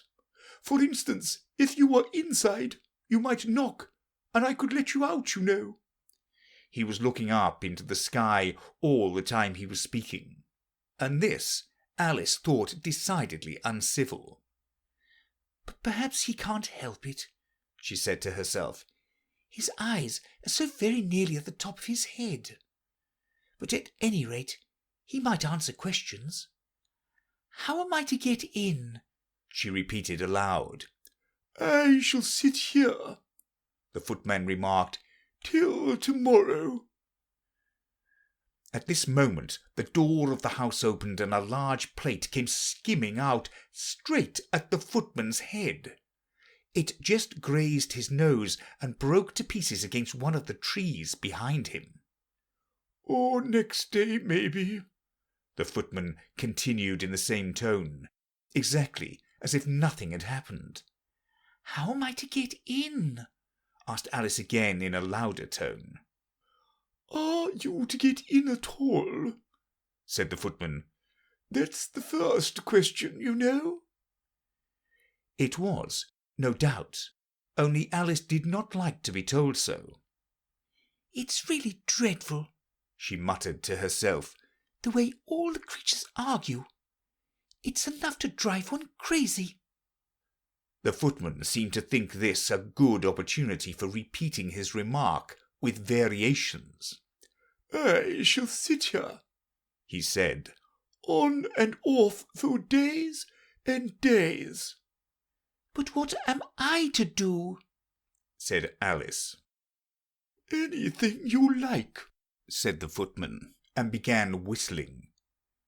"Oh, there's no use in talking to him," said Alice desperately. "He's perfectly idiotic." And she opened the door and went in. The door led right into a large kitchen which was full of smoke from one end to the other. The Duchess was sitting on a 3-legged stool in the middle, nursing a baby. The cook was leaning over the fire, stirring a large cauldron which seemed to be full of soup. "There's certainly too much pepper in that soup," Alice said to herself, as well as she could for sneezing. There was certainly too much of it in the air. Even the Duchess sneezed occasionally, and as for the baby, it was sneezing and howling alternately without a moment's pause. The only things in the kitchen that did not sneeze were the cook and a large cat which was sitting on the hearth and grinning from ear to ear. "Please would you tell me," said Alice a little timidly, for she was not quite sure whether it was good manners for her to speak first, "why your cat grins like that?" "It's a Cheshire cat," said the Duchess, "and that's why. Pig!" She said the last word with such sudden violence that Alice quite jumped. But she saw in another moment that it was addressed to the baby and not to her. So she took courage and went on again. I didn't know that Cheshire cats always grinned. In fact, I didn't know that cats could grin. They all can, said the Duchess. and most of them do. I don't know of any that do, said Alice very politely, feeling quite pleased to have got into a conversation. You don't know much, said the Duchess. and that's a fact. Alice did not at all like the tone of this remark, and thought it would be as well to introduce some other subject of conversation. While she was trying to fix on one, the cook took the cauldron of soup off the fire, and at once set to work, throwing everything within her reach at the Duchess and the baby. The fire irons came first, then followed a shower of saucepans, plates, and dishes. The Duchess took no notice of them, even when they hit her, and the baby was howling so much already that it was quite impossible to say whether the blows hurt it or not. "Oh, please mind what you're doing," cried Alice, jumping up and down in an agony of terror. "Oh, there goes his precious nose," as an unusually large saucepan flew close by it and very nearly carried it off. If everybody minded their own business, the Duchess said in a hoarse growl, the world would go round a deal faster than it does. "Which would not be an advantage," said Alice, who felt very glad to get an opportunity of showing off a little of her knowledge. "Just think of what work it would make with the day and night. You see, the earth takes 24 hours to turn round on its axis." Talking of axis, said the Duchess, chop off her head. Alice glanced rather anxiously at the cook to see if she meant to take the hint. But the cook was busily stirring the soup, and seemed not to be listening. So she went on again. 24 hours, I think, or is it 12? Oh, don't bother me, said the Duchess, I never could abide figures. and with that she began nursing her child again, singing a sort of lullaby to it as she did so, and giving it a violent shake at the end of every line. Speak roughly to your little boy, and beat him when he sneezes. He only does it to annoy, because he knows it teases. Chorus, in which the cook and the baby joined. Wow, wow, wow. While the Duchess sang the second verse of the song, she kept tossing the baby violently up and down, and the poor little thing howled so that Alice could hardly hear the words. I speak severely to my boy, I beat him when he sneezes, for he can thoroughly enjoy the pepper when he pleases. Chorus, wow, wow, wow. Here, you may nurse it a bit if you like, the Duchess said to Alice, flinging the baby at her as she spoke. I must go and get ready to play croquet with the Queen. And she hurried out of the room. The cook threw a frying pan after her as she went out, but it just missed her. Alice caught the baby with some difficulty, as it was a queer-shaped little creature, and held out its arms and legs in all directions. "Just like a starfish," thought Alice. The poor little thing was snorting like a steam engine when she caught it, and kept doubling itself up and straightening itself out again, so that altogether, for the first minute or two, it was as much as she could do to hold it. As soon as she had made out the proper way of nursing it, which was to twist it up into a sort of knot, and then keep tight hold of its right ear and left foot so as to prevent it undoing itself, she carried it out into the open air. "If I don't take this child away with me," thought Alice, "they're sure to kill it in a day or two. Wouldn't it be murder to leave it behind?" She said the last words out loud, and the little thing grunted in reply. It had left off sneezing by this time. "Don't grunt," said Alice. "That's not at all a proper way of expressing yourself." The baby grunted again, and Alice looked very anxiously into its face to see what was the matter with it. There could be no doubt that it had a very turned-up nose, much more like a snout than a real nose. Also, its eyes were getting extremely small for a baby. Altogether, Alice did not like the look of the thing at all.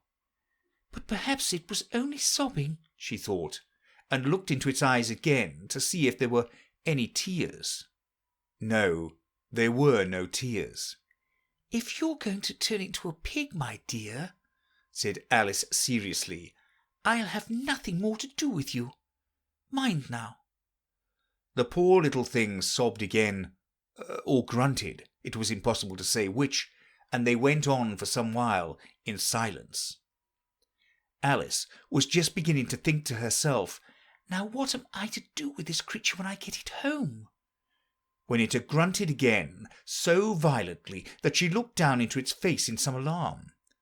This time there could be no mistake about it. It was neither more nor less than a pig, and she felt that it would be quite absurd for her to carry it further. And so she set the little creature down and felt quite relieved to see it trot away quietly into the wood. "If it had grown up," she said to herself, "it would have made a dreadfully ugly child. But it makes rather a handsome pig, I think." And she began thinking over other children she knew who might do very well as pigs, and was just saying to herself, "If only one knew the right way to change them," when she was a little startled by seeing the Cheshire Cat sitting on a bough of a tree a few yards off. The cat only grinned when it saw Alice. It looked good-natured, she thought. Still, it had very long claws and a great many teeth, so she felt that it ought to be treated with respect. "Cheshire Puss," she began rather timidly, as she did not at all know whether it would like the name. However, it only grinned a little wider. "Come, it's pleased so far," thought Alice, and she went on. "Would you tell me, please, which way I ought to go from here?" "That depends a good deal on where you want to go," said the cat. "I don't much care where," said Alice. "Then it doesn't matter which way you go," said the cat. "So long as I get somewhere," Alice added as an explanation. "Oh, you're sure to do that," said the cat, "if only you walk long enough." Alice felt this could not be denied, so she tried another question. "What sort of people live about here?" "In that direction," the cat said, waving its paw around, "lives a hatter, and in that direction," waving the other paw, "lives a March hare. Visit either you like. They're both mad." "But I don't want to go among mad people," Alice remarked.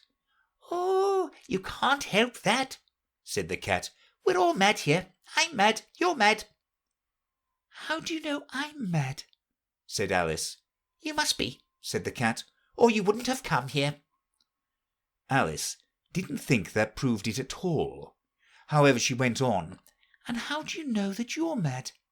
"To begin with," said the cat, "a dog's not mad, you grant that." "I suppose so," said Alice. "Well then," the cat went on, "you see, a dog growls when it's angry and wags its tail when it's pleased. Now I growl when I'm pleased and wag my tail when I'm angry. Therefore, I'm mad." "I call it purring, not growling," said Alice. "Call it what you like," said the cat. "Do you play croquet with the Queen today?" "I should like it very much," said Alice, "but I haven't been invited yet." "You'll see me there," said the cat, and vanished. Alice was not much surprised at this. She was getting so used to queer things happening. While she was looking at the place where it had been, it suddenly appeared again. "By the by, what became of the baby?" said the cat. "I'd nearly forgotten to ask."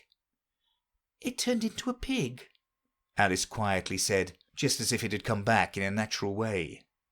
"I thought it would," said the cat, and vanished again. Alice waited a little, half expecting to see it again, but it did not appear, and after a minute or two she walked on in the direction in which the March hare was said to live. "I've seen hatters before," she said to herself.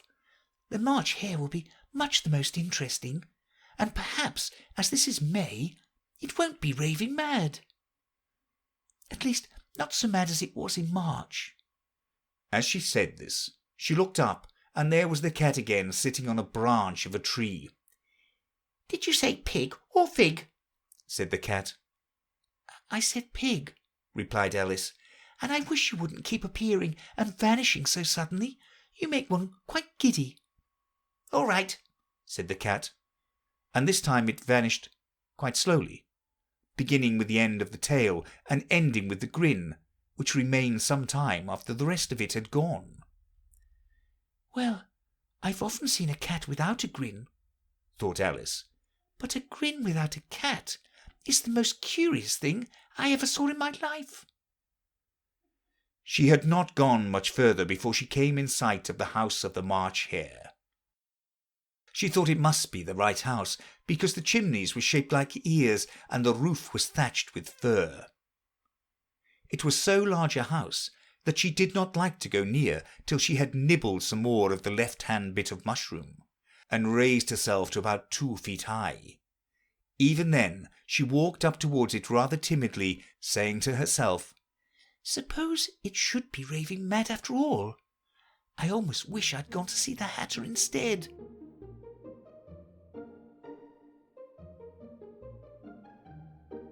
Chapter 7. A Mad Tea Party. There was a table set out under a tree in front of the house, and the March Hare and the Hatter were having tea at it. A dormouse was sitting between them, fast asleep, and the other two were using it as a cushion, resting their elbows on it and talking over its head. "Very uncomfortable for the dormouse," thought Alice. "Only, as it's asleep, I suppose it doesn't mind."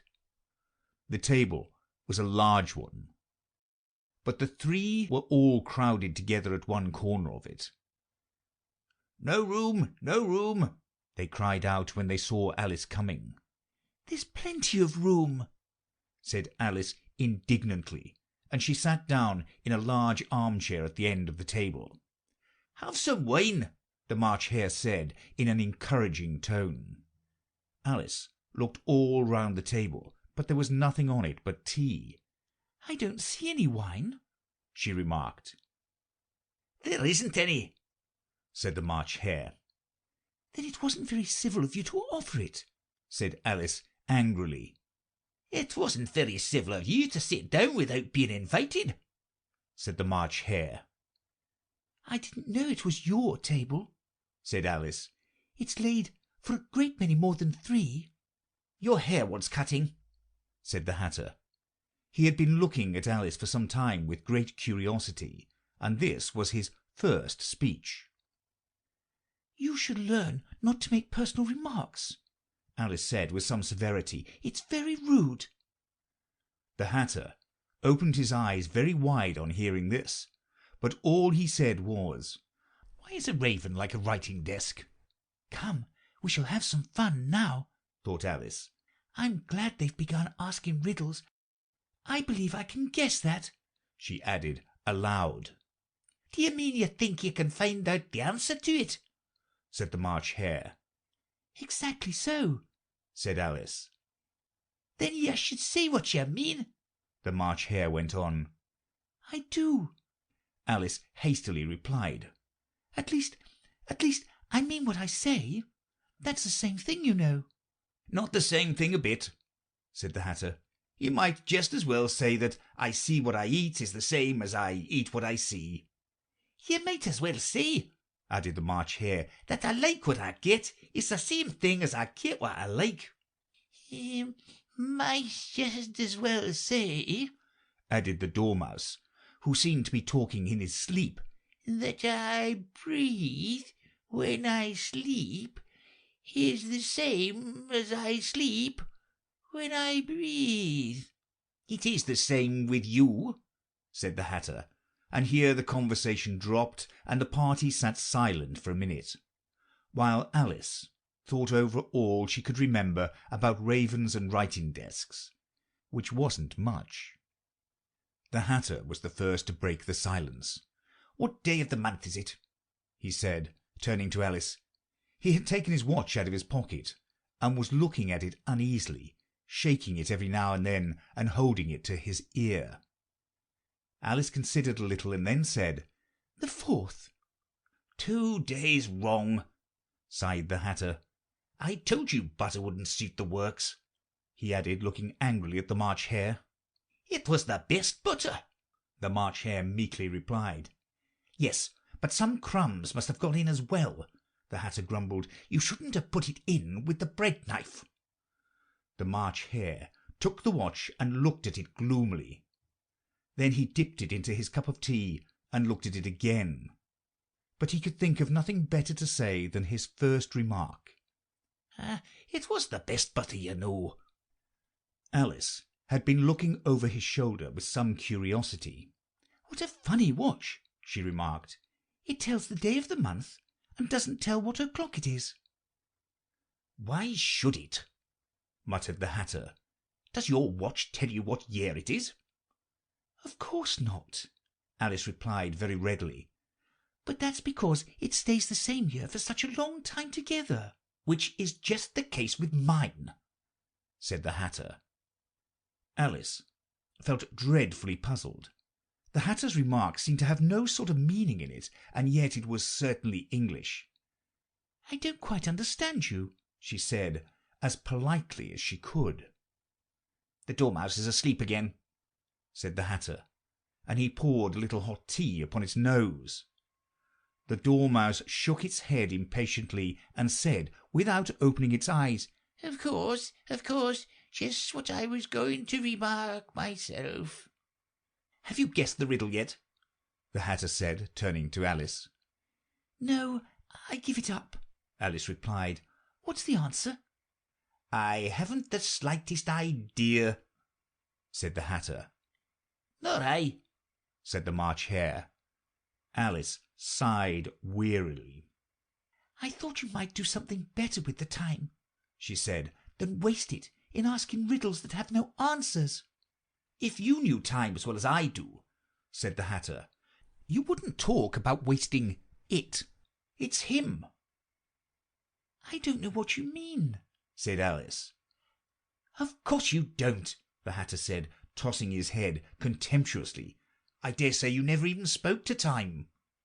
"Perhaps not," Alice cautiously replied. "But I know I have to beat time when I learn music." "Ah, that accounts for it," said the Hatter. "He won't stand beating. Now, if you only kept on good terms with him, he'd do almost anything you liked with the clock.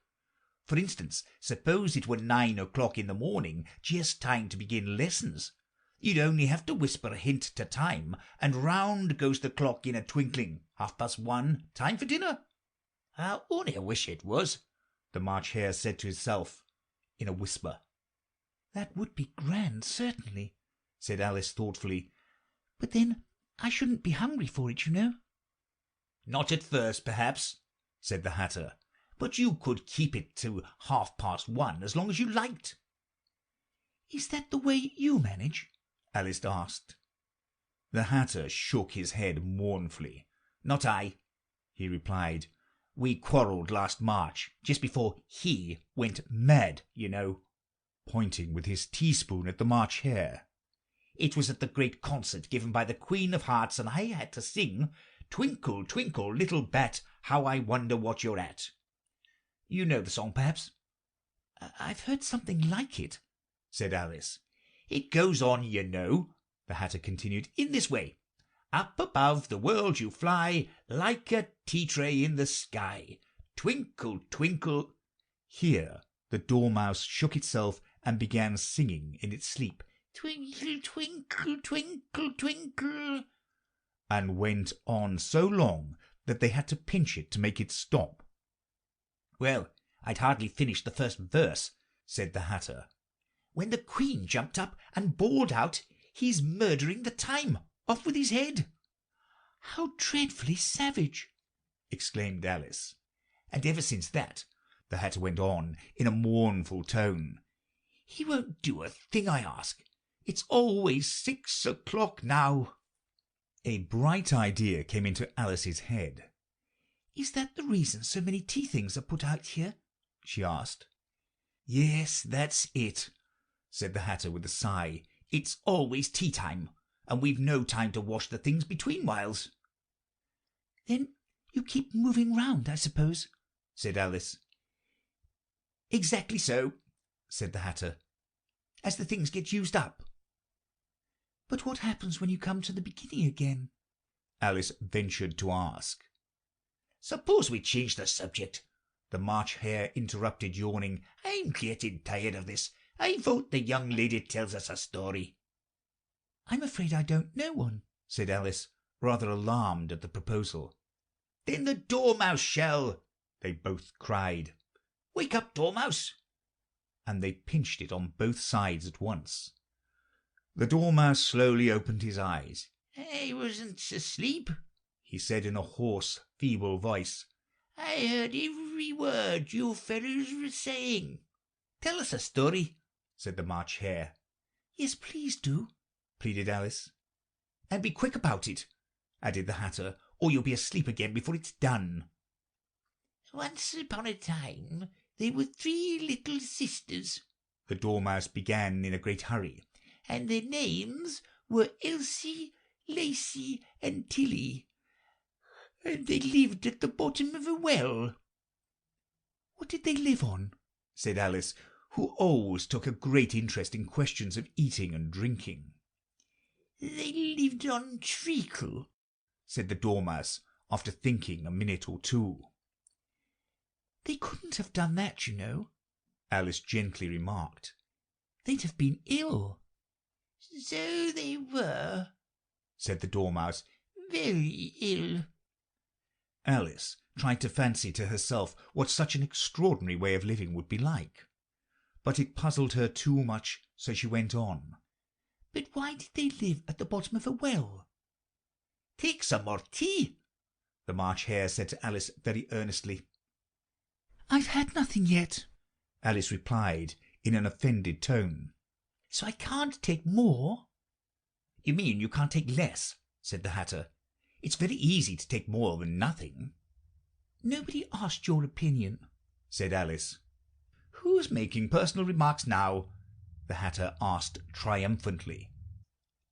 Alice did not quite know what to say to this, so she helped herself to some tea and bread and butter, and then turned to the Dormouse and repeated her question. "Why did they live at the bottom of a well?" The Dormouse again took a minute or two to think about it, and then said, "It was a treacle well." "There's no such thing." Alice was beginning very angrily, but the Hatter and the March Hare went, "Shh, shh," and the Dormouse sulkily remarked, "If you can't be civil, you'd better finish the story for yourself." "No, please go on," Alice said very humbly. "I won't interrupt again.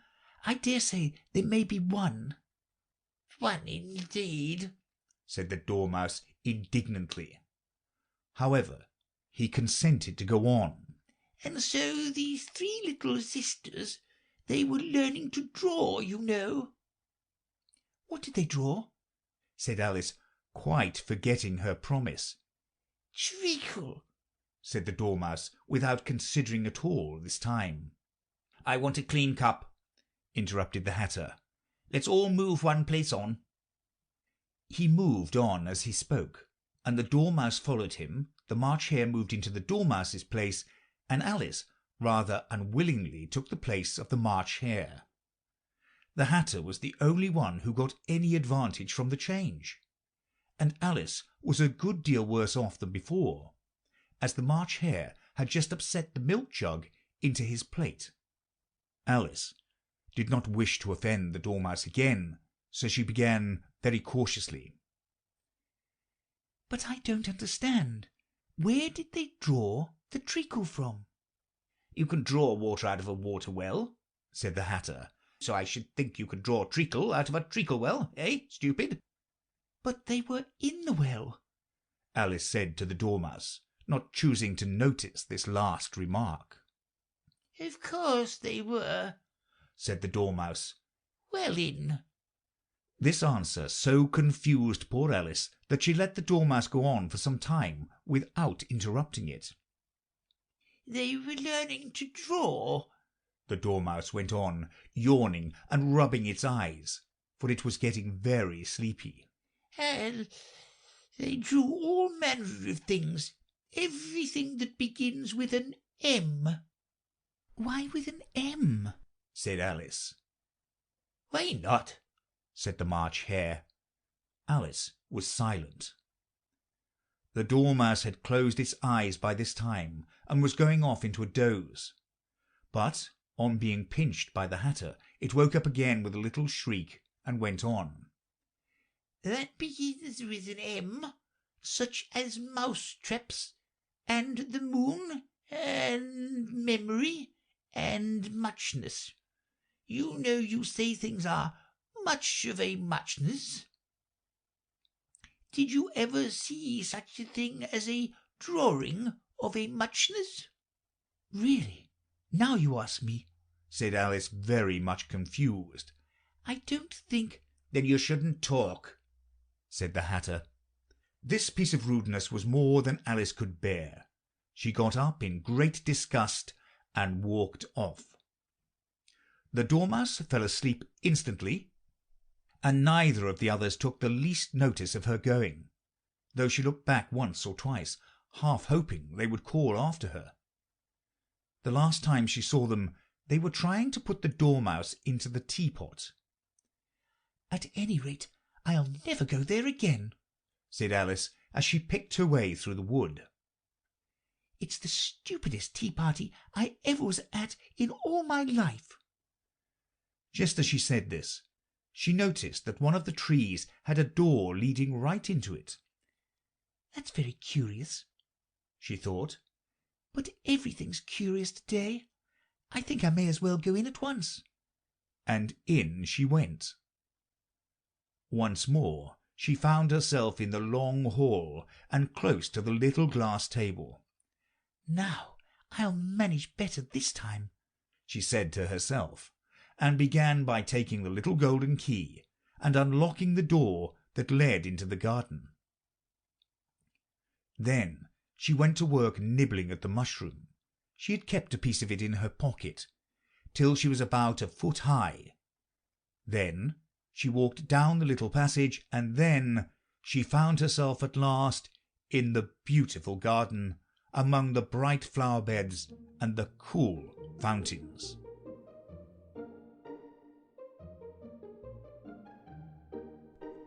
Chapter 8. The Queen's Croquet-Ground. A large rose tree stood near the entrance of the garden. The roses growing on it were white, but there were 3 gardeners at it busily painting them red. Alice thought this a very curious thing, and she went nearer to watch them. And just as she came up to them, she heard one of them say, "Look out now, Five, don't go splashing paint over me like that." I couldn't help it, said Five in a sulky tone. 7 jogged my elbow. On which 7 looked up and said, "That's right, Five, always lay the blame on others." You'd better not talk, said 5. I heard the Queen say only yesterday you deserve to be beheaded. What for? Said the one who had spoken first.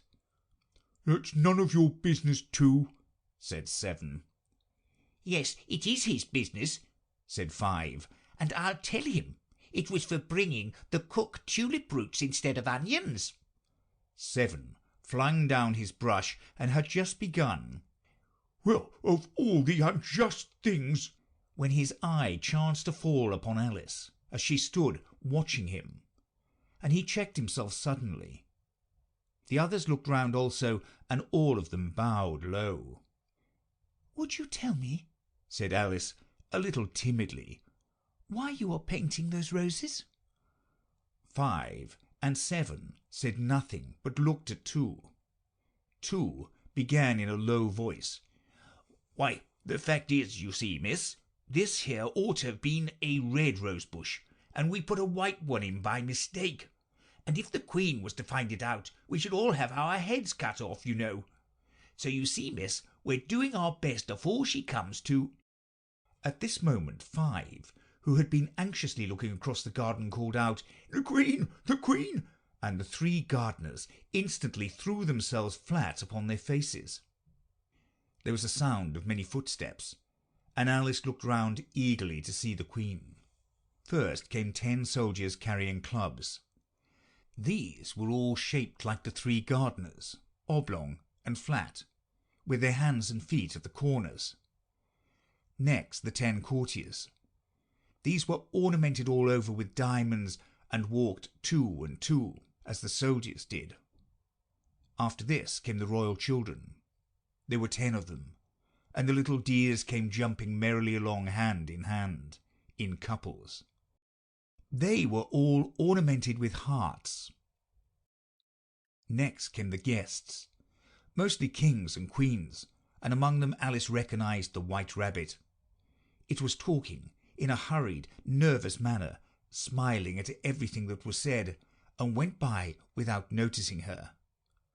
Then followed the knave of hearts, carrying the king's crown on a crimson velvet cushion, and last of all this grand procession came the king and queen of hearts.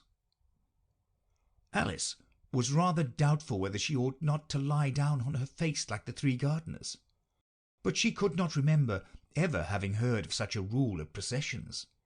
And besides, what would be the use of a procession, thought she, if people had all to lie down upon their faces, so that they couldn't see it? So she stood still where she was and waited. When the procession came opposite to Alice, they all stopped and looked at her, and the Queen said severely, "Who is this?" She said it to the knave of hearts, who only bowed and smiled in reply. "Idiot!" said the Queen, tossing her head impatiently, and turning to Alice, she went on, "What is your name, child?" "My name is Alice, so please your Majesty," said Alice very politely. But she added to herself, "Why, they're only a pack of cards after all. I needn't be afraid of them." "And who are these?"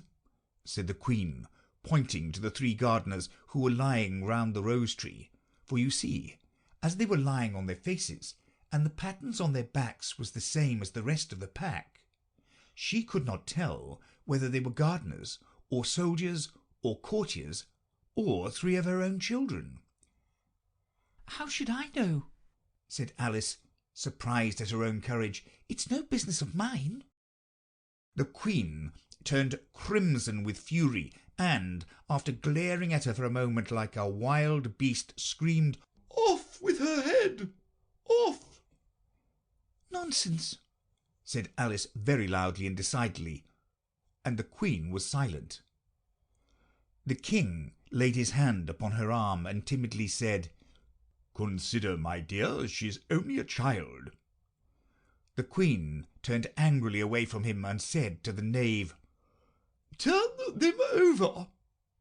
The knave did so very carefully with one foot. "Get up," said the Queen in a shrill, loud voice, and the 3 gardeners instantly jumped up and began bowing to the King, the Queen, the royal children, and everybody else. "Leave off that!" screamed the Queen. "You make me giddy." And then, turning to the rose tree, she went on, "What have you been doing here?" "May it please your Majesty," said 2 in a very humble tone, going down on one knee as he spoke. "We were trying—" "I see," said the Queen, who had meanwhile been examining the roses. "Off with their heads!" And the procession moved on, 3 of the soldiers remaining behind to execute the unfortunate gardeners, who ran to Alice for protection. "You shan't be beheaded," said Alice, and she put them into a large flower pot that stood near. The 3 soldiers wandered about for a minute or 2 looking for them, and then quietly marched off after the others. "Are their heads off?" shouted the Queen. "Their heads are gone, if it please your Majesty," the soldiers shouted in reply. That's right, shouted the Queen. Can you play croquet? The soldiers were silent and looked at Alice as the question was evidently meant for her. Yes, shouted Alice. Come on then, roared the Queen, and Alice joined the procession, wondering very much what would happen next. It's a very fine day, said a timid voice at her side. She was walking by the White Rabbit, who was peeping anxiously into her face. Very, said Alice. Where's the Duchess? Hush, hush, said the Rabbit in a low, hurried tone. He looked anxiously over his shoulder as he spoke, and then raised himself upon tiptoe, put his mouth close to her ear, and whispered, She's under sentence of execution. What for? said Alice. Did you say what a pity? the Rabbit asked. No, I didn't, said Alice. I don't think it's at all a pity. I said, what for? She boxed the Queen's ears, the Rabbit began. Alice gave a little scream of laughter. Oh, hush, the Rabbit whispered in a frightened tone. The Queen will hear you. You see, she came rather late, and the Queen said, Get to your places, shouted the Queen in a voice of thunder, and people began running about in all directions, tumbling up against each other. However, they got settled down in a minute or two, and the game began. Alice thought she had never seen such a curious croquet ground in her life. It was all ridges and furrows. The balls were live hedgehogs, the mallets live flamingos, and the soldiers had to double themselves up to stand on their hands and feet to make the arches. The chief difficulty Alice found at first was in managing her flamingo. She succeeded in getting its body tucked away comfortably enough under her arm, with its legs hanging down, but generally, just as she had got its neck nicely straightened out and was going to give the hedgehog a blow with its head, it would twist itself round and look up in her face with such a puzzled expression that she could not help bursting out laughing. And when she had got its head down and was going to begin again, it was very provoking to find that the hedgehog had unrolled itself and was in the act of crawling away. Besides all this, there was generally a ridge or furrow in the way wherever she wanted to send the hedgehog to, and as the doubled-up soldiers were always getting up and walking off to other parts of the ground, Alice soon came to the conclusion that it was a very difficult game indeed. The players all played at once without waiting for turns, quarrelling all the while, and fighting for the hedgehogs. And in a very short time the Queen was in a furious passion, and went stamping about and shouting, Off with his head, or off with her head, about once a minute. Alice began to feel very uneasy, to be sure. She had not as yet had any dispute with the Queen, but she knew that it might happen any minute. And then, thought she, what would become of me? They're dreadfully fond of beheading people here. The great wonder is that there's anyone left alive. She was looking about for some way of escape, and wondering whether she could get away without being seen, when she noticed a curious appearance in the air. It puzzled her very much at first, but after watching it a minute or two, she made it out to be a grin, and she said to herself, It's the Cheshire Cat. Now I shall have somebody to talk to. How are you getting on? said the cat, as soon as there was mouth enough for it to speak with. Alice waited till the eyes appeared, and then nodded. It's no use speaking to it, she thought, till its ears have come, or at least one of them. In another minute the whole head appeared, and then Alice put down her flamingo and began an account of the game, feeling very glad she had someone to listen to her. The cat seemed to think that there was enough of it now in sight, and no more of it appeared. I don't think they play at all fairly, Alice began in rather a complaining tone. and they all quarrel so dreadfully one can't hear oneself speak. And they don't seem to have any rules in particular. At least, if there are, nobody attends to them. And you've no idea how confusing it is, all the things being alive. For instance, there's the arch I've got to go through next, walking about at the other end of the ground. And I should have croqueted the Queen's hedgehog just now, only it ran away when it saw mine coming." "How do you like the Queen?" said the cat in a low voice.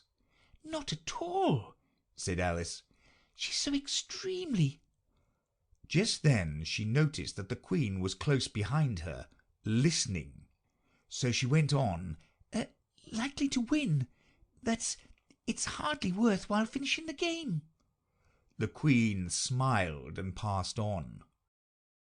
"Who are you talking to?" said the King, going up to Alice, and looking at the cat's head with great curiosity. "It's a friend of mine, a Cheshire cat," said Alice. "Allow me to introduce it." "I don't like the look of it at all," said the King. "However, it may kiss my hand if it likes." "I'd rather not," the cat remarked. "Don't be impertinent," said the King, "and don't look at me like that." He got behind Alice as he spoke. "A cat may look at a king," said Alice. "I've read that in some book, but I don't remember where."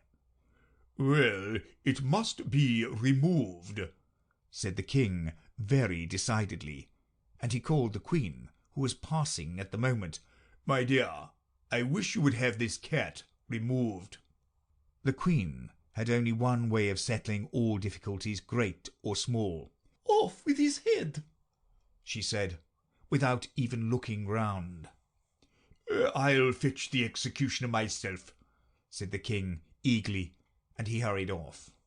Alice thought she might as well go back and see how the game was going on, as she heard the Queen's voice in the distance screaming with passion. She had already heard her sentence 3 of the players to be executed for having missed their turns, and she did not like the look of things at all, as the game was in such confusion that she never knew whether it was her turn or not. So she went in search of her hedgehog. The hedgehog was engaged in a fight with another hedgehog, which seemed to Alice an excellent opportunity for croqueting one of them with the other. The only difficulty was that her flamingo was gone across to the other side of the garden, where Alice could see it trying in a helpless sort of way to fly up into a tree. By the time she had caught the flamingo and brought it back, the fight was over, and both the hedgehogs were out of sight. "But it doesn't much matter," thought Alice, "as all the archers are gone from this side of the ground." So she tucked it away under her arm, that it might not escape again, and went back for a little more conversation with her friend. When she got back to the Cheshire Cat, she was surprised to find quite a large crowd collected round it. There was a dispute going on between the executioner, the King, and the Queen, who were all talking at once, while all the rest were quite silent and looked very uncomfortable. The moment Alice appeared, she was appealed to by all 3 to settle the question, and they repeated their arguments to her, though, as they all spoke at once, she found it very hard indeed to make out exactly what they said. The executioner's argument was that you couldn't cut off a head unless there was a body to cut it from, that he had never had to do such a thing before, and he wasn't going to begin at his time of life. The King's argument was that anything that had a head could be beheaded, and that you weren't to talk nonsense. The Queen's argument was that if something wasn't done about it in less than no time, she'd have everybody executed all round. It was this last remark that had made the whole party look so grave and anxious. Alice could think of nothing else to say but, "It belongs to the Duchess. You'd better ask her about it." "She is in prison," the Queen said to the executioner. "Fetch her here." And the executioner went off like an arrow. The cat's head began fading away the moment he was gone, and by the time he had come back with the Duchess, it had entirely disappeared. So the king and the executioner ran wildly up and down looking for it, while the rest of the party went back to the game.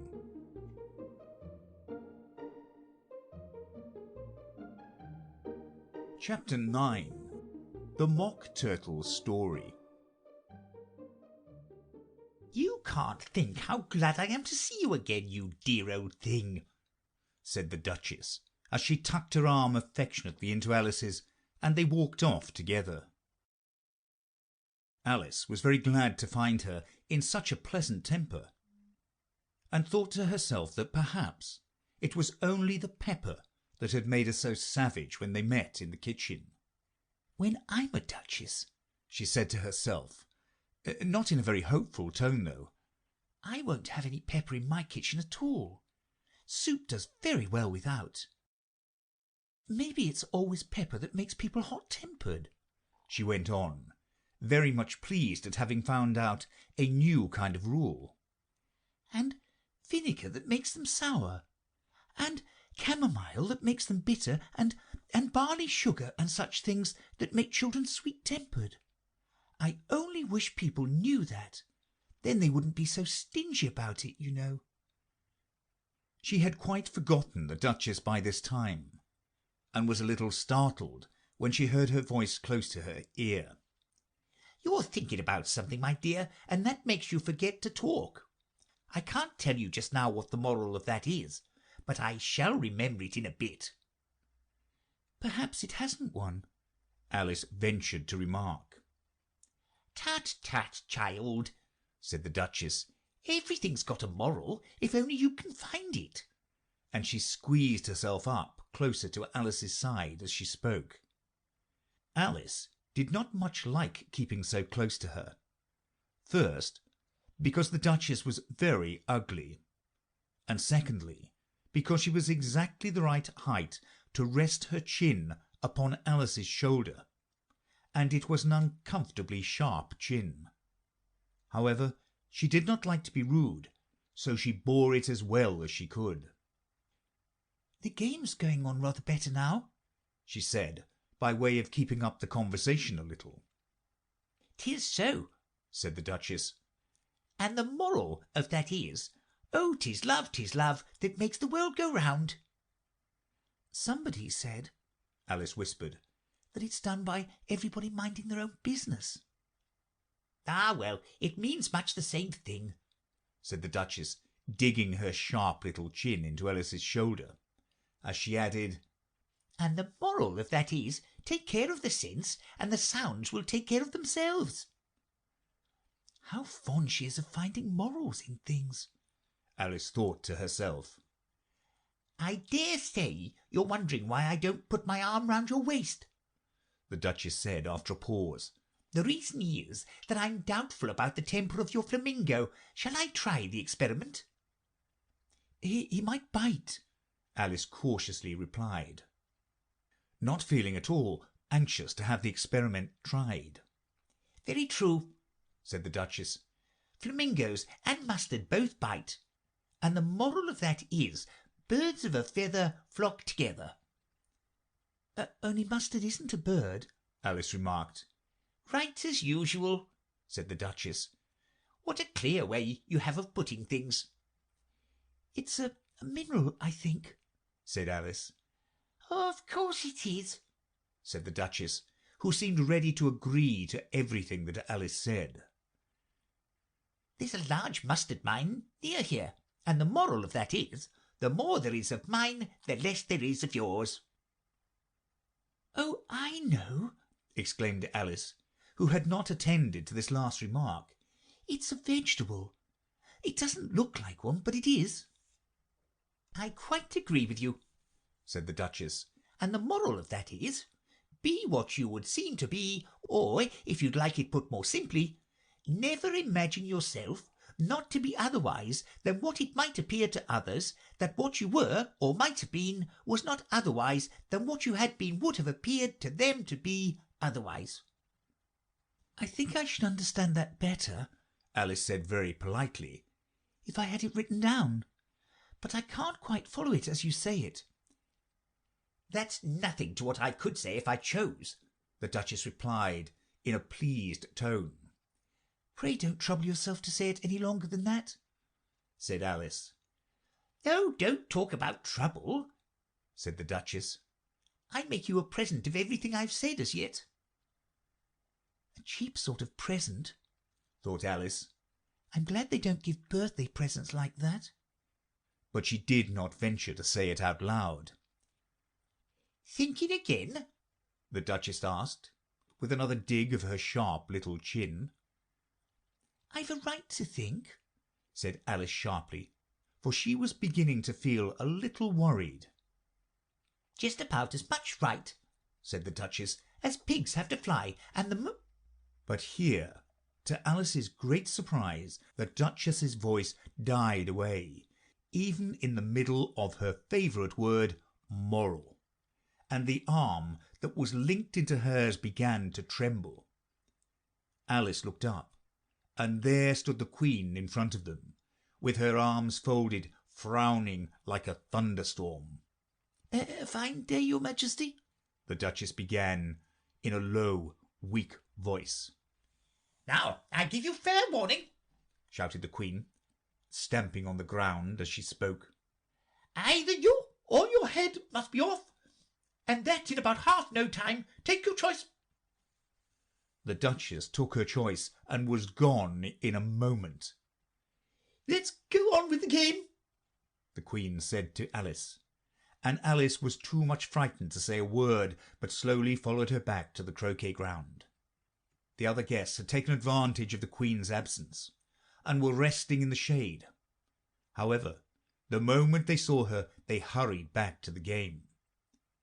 The Queen merely remarked that a moment's delay would cost them their lives. All the time they were playing, the Queen never left off quarrelling with the other players, and shouting, "Off with his head!" or "Off with her head!" Those whom she sentenced were taken into custody by the soldiers, who of course had to leave off being archers to do this, so that by the end of half an hour or so there were no archers left, and all the players except the King, the Queen, and Alice were in custody and under sentence of execution.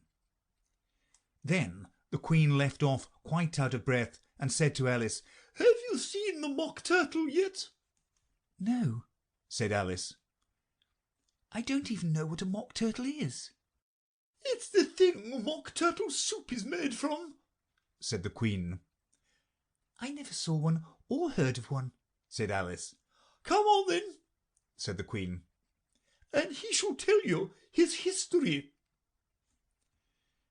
As they walked off together, Alice heard the King say in a low voice to the company generally, "You are all pardoned." "Come, that's a good thing," she said to herself, for she had felt quite unhappy at the number of executions the Queen had ordered. They very soon came upon a griffin, lying fast asleep in the sun. If you don't know what a griffin is, look at the picture. "Up, lazy thing," said the Queen, "and take this young lady to see the mock turtle, and to hear his history. I must go back and see after some executions I have ordered." And she walked off, leaving Alice alone with the griffin. Alice did not quite like the look of the creature, but on the whole she thought it would be quite as safe to stay with it as to go after the savage Queen. So she waited. The griffin sat up and rubbed its eyes. Then it watched the Queen till she was out of sight. Then it chuckled. "What fun!" said the griffin, half to itself, half to Alice. "What is the fun?" said Alice. "Why, she," said the griffin. "It's all her fancy, that. They never executes nobody, you know. Come on." "Everybody says come on here," thought Alice, as she went slowly after it. "I never was so ordered about in all my life, never." They had not gone far before they saw the mock turtle in the distance. sitting sad and lonely on a little ledge of rock, and as they came nearer, Alice could hear him sighing as if his heart would break. She pitied him deeply. "What is his sorrow?" she asked the Griffin. And the Griffin answered very nearly in the same words as before. "It's all his fancy, that. He hasn't got no sorrow, you know. Come on." So they went on to the Mock Turtle, who looked at them with large eyes full of tears, but said nothing. "This here young lady," said the Griffin, "she wants for to know your history, she do." "I'll tell it her," said the Mock Turtle in a deep hollow tone. "Sit down, both of you, and don't speak a word till I've finished." So they sat down, and nobody spoke for some minutes. Alice thought to herself, "I don't see how he can ever finish if he doesn't begin." but she waited patiently. "Once," said the Mock Turtle at last with a deep sigh, "I was a real turtle." These words were followed by a very long silence, broken only by an occasional exclamation of "Urgh!" from the Griffin, and the constant heavy sobbing of the Mock Turtle. Alice was very nearly getting up and saying, "Thank you, sir, for your interesting story," but she could not help thinking there must be more to come. So she sat still and said nothing. "When we were little," the Mock Turtle went on at last, more calmly, though still sobbing a little now and then, "we went to school in the sea.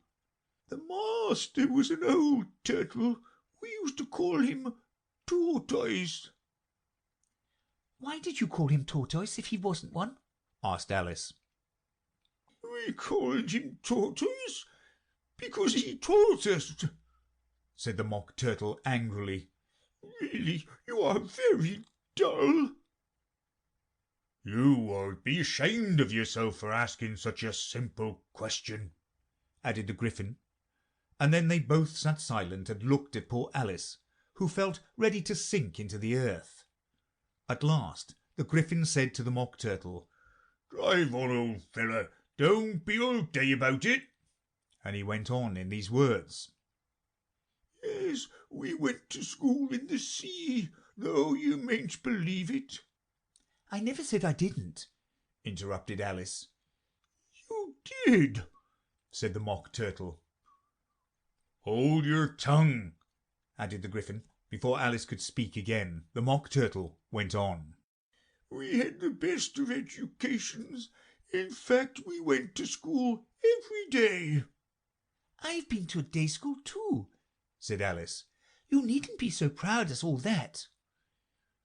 "With extras?" asked the Mock Turtle a little anxiously. "Yes," said Alice. "we learnt French and music." "And washing?" said the Mock Turtle. "Certainly not," said Alice indignantly. "Oh, then yours wasn't a really good school," said the Mock Turtle in a tone of great relief. "Now at ours they had at the end of the bill French, music, and washing extra."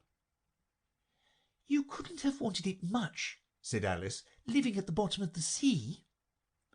"I couldn't afford to learn it," said the Mock Turtle with a sigh. "I only took the regular course."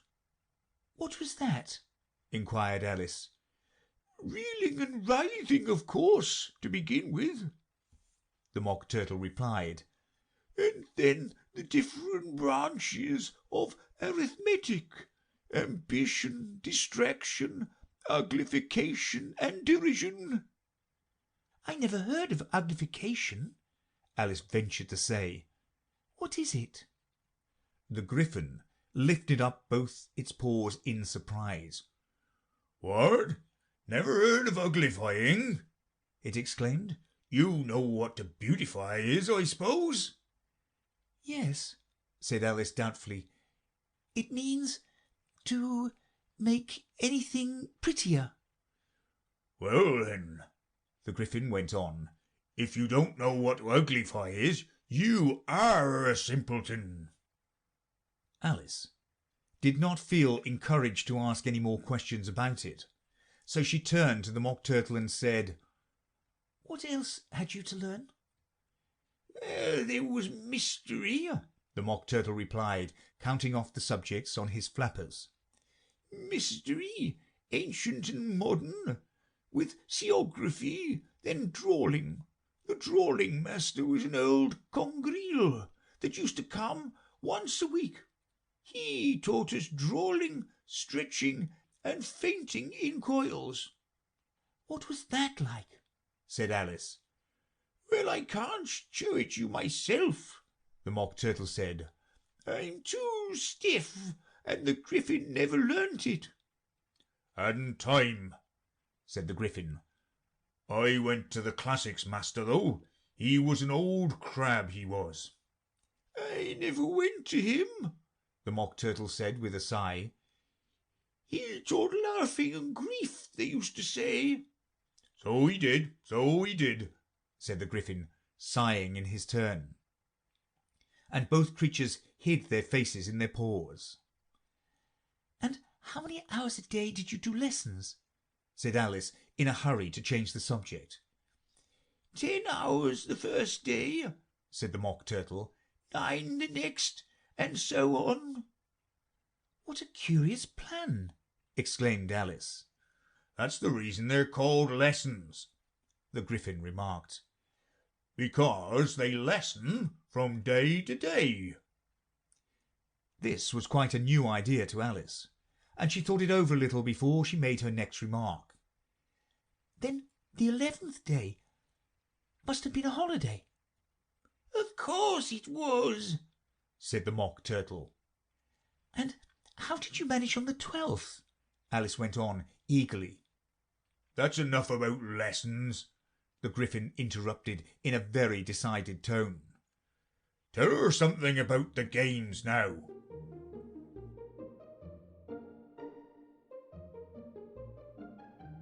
Chapter 10. The Lobster Quadrille.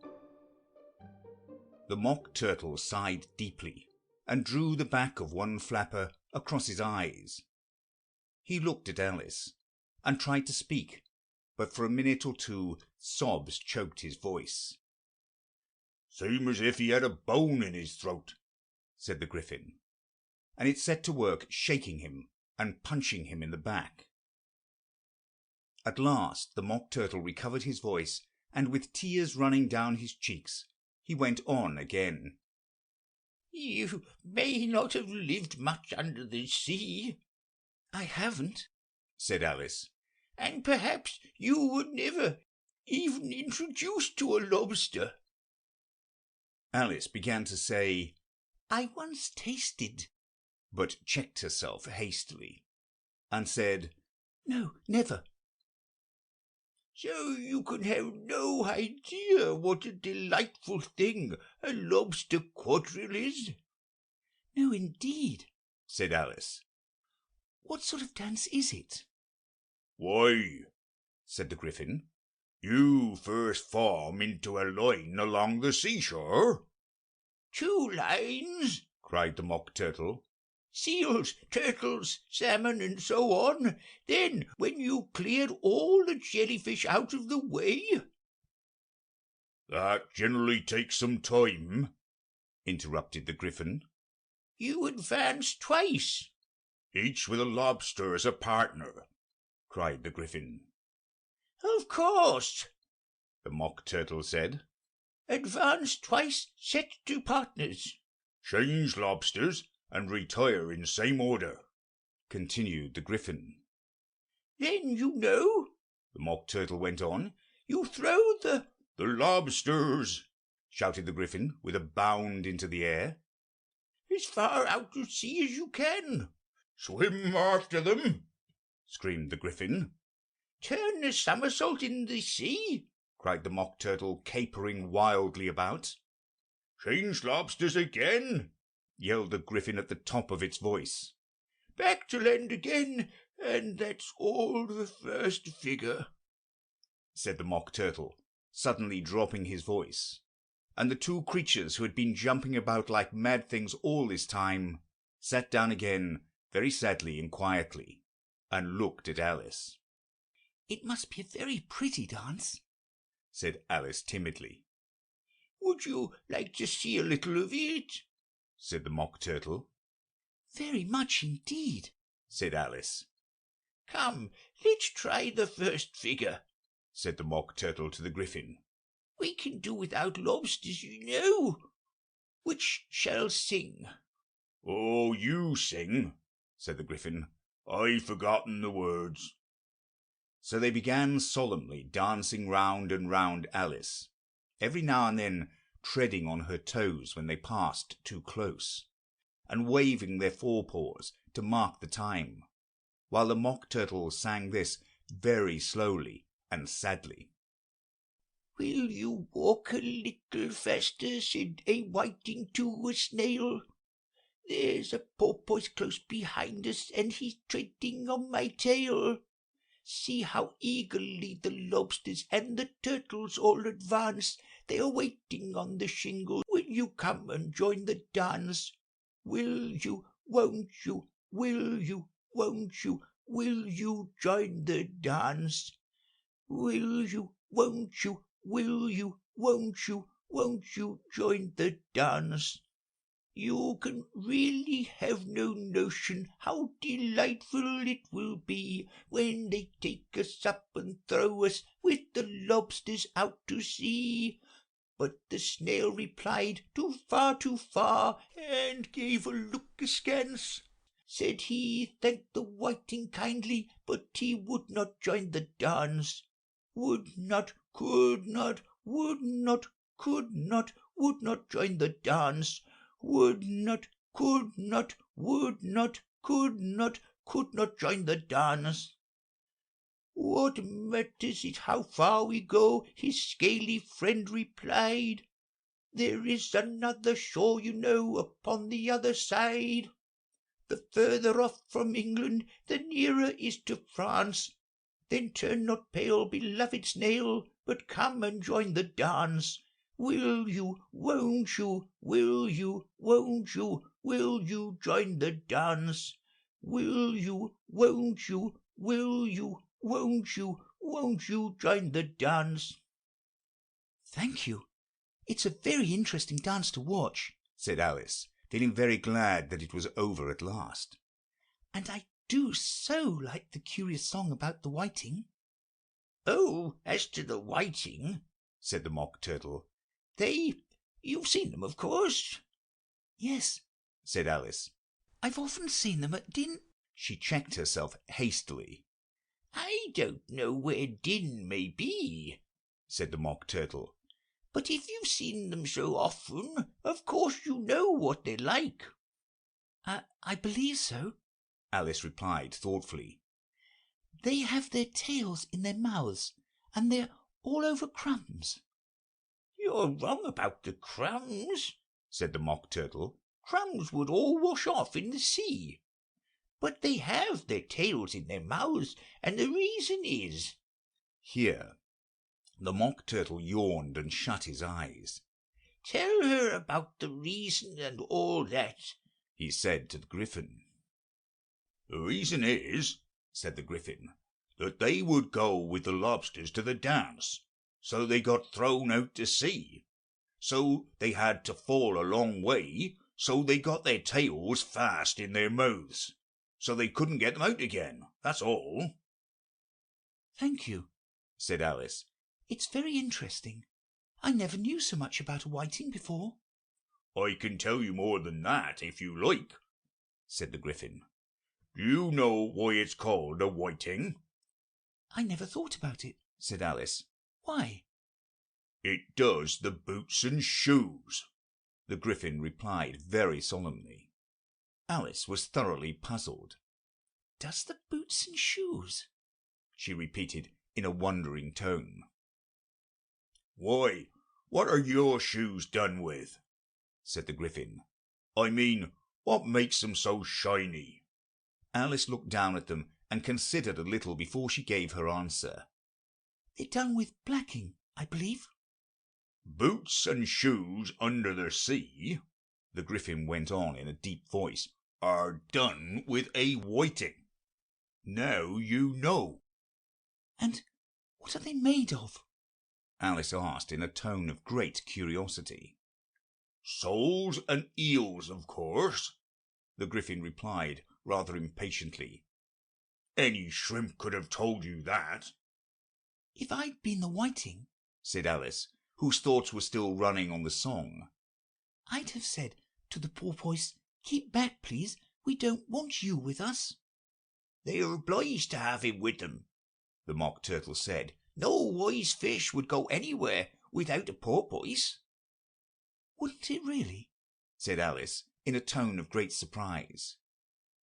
Of course not, said the Mock Turtle. Why, if a fish came to me and told me he was going a journey, I should say, with what purpose? Don't you mean purpose? said Alice. I mean what I say, the Mock Turtle replied in an offended tone, and the Gryphon added, Come, let's hear some of your adventures. I could tell you my adventures, beginning from this morning, said Alice a little timidly. But it's no use going back to yesterday, because I was a different person then. Explain all that, said the Mock Turtle. Oh, no, the adventures first, said the Gryphon in an impatient tone. Explanations take such a dreadful time. So Alice began telling them her adventures, from the time when she first saw the White Rabbit. She was a little nervous about it just at first. The two creatures got so close to her, one on each side, and opened their eyes and mouths so very wide. But she gained courage as she went on. Her listeners were perfectly quiet till she got to the part about her repeating, "You are old, Father William," to the caterpillar, and the words all coming out different. And then the Mock Turtle drew a long breath and said, "That's very curious." "It's all about as curious as it can be," said the Gryphon. "It all came different," the Mock Turtle repeated thoughtfully. "I should like to hear her try and repeat something now. Tell her to begin." He looked at the Gryphon, as if he thought it had some kind of authority over Alice. "Stand up and repeat. 'Tis the voice of the sluggard," said the Gryphon. How the creatures order one about and make one repeat lessons, thought Alice. I might as well be at school at once. However, she got up and began to repeat it, but her head was so full of the Lobster Quadrille that she hardly knew what she was saying, and the words came very queer indeed. "'Tis the voice of the lobster, I heard him declare, you have baked me too brown, I must sugar my hair. As a duck with its eyelids, so he with his nose trims his belt and his buttons and turns out his toes. When the sands are all dry, he is gay as a lark, and will talk in contemptuous tones of the shark. But when the tide rises and the sharks are around, his voice has a timid and tremulous sound." "That's different from what I used to say when I was a child," said the Gryphon. "Well, I never heard it before," said the Mock Turtle. "but it sounds uncommon nonsense." Alice said nothing. She had sat down with her face in her hands, wondering if anything would ever happen in a natural way again. "I should like to have it explained," said the Mock Turtle. "She can't explain it," said the Gryphon hastily. "Go on with the next verse." "But about his toes," the Mock Turtle persisted. "How could he turn them out with his nose, you know?" "It's the first position in dancing," Alice said, but was dreadfully puzzled by the whole thing, and longed to change the subject. "Go on with the next verse," the Gryphon repeated impatiently. "It begins, 'I passed by his garden.'" Alice did not dare to disobey, though she felt sure it would all come wrong, and she went on in a trembling voice. I passed by his garden and marked with one eye how the owl and the panther were sharing a pie. The panther took pie crust and gravy and meat, while the owl had the dish as its share of the treat. When the pie was all finished, the owl, as a boon, was kindly permitted to pocket the spoon, while the panther received knife and fork with a growl, and concluded the banquet. What is the use of repeating all that stuff? The Mock Turtle interrupted. If you don't explain it as you go on, it's by far the most confusing thing I ever heard. Yes, I think you'd better leave off, said the Gryphon, and Alice was only too glad to do so. Shall we try another figure of the Lobster Quadrille? The Gryphon went on. Or would you like the Mock Turtle to sing you a song? Oh, a song, please, if the Mock Turtle would be so kind, Alice replied, so eagerly that the Gryphon said in a rather offended tone, no accounting for tastes. Sing her Turtle Soup, will you, old fellow? The Mock Turtle sighed deeply and began, in a voice sometimes choked with sobs, to sing this. Beautiful soup, so rich and green, waiting in a hot tureen. Who for such dainties would not stoop? Soup of the evening, beautiful soup, soup of the evening, beautiful soup, beautiful soup, beautiful soup, soup of the evening, beautiful, beautiful soup, beautiful soup. Who cares for fish, game, or any other dish? Who would not give or else for 2 pennyworth only of beautiful soup, pennyworth only of beautiful soup, beautiful soup, beautiful soup, soup of the evening, beautiful, beautiful soup. Chorus again, cried the Gryphon, and the Mock Turtle had just begun to repeat it when a cry of "The trial's beginning!" was heard in the distance. Come on, cried the Gryphon, and taking Alice by the hand, it hurried off without waiting for the end of the song. What trial is it? Alice panted as she ran. But the Gryphon only answered, Come on, and ran the faster, while more and more faintly came, carried on the breeze that followed them, the melancholy words, Soup of the evening, beautiful, beautiful soup.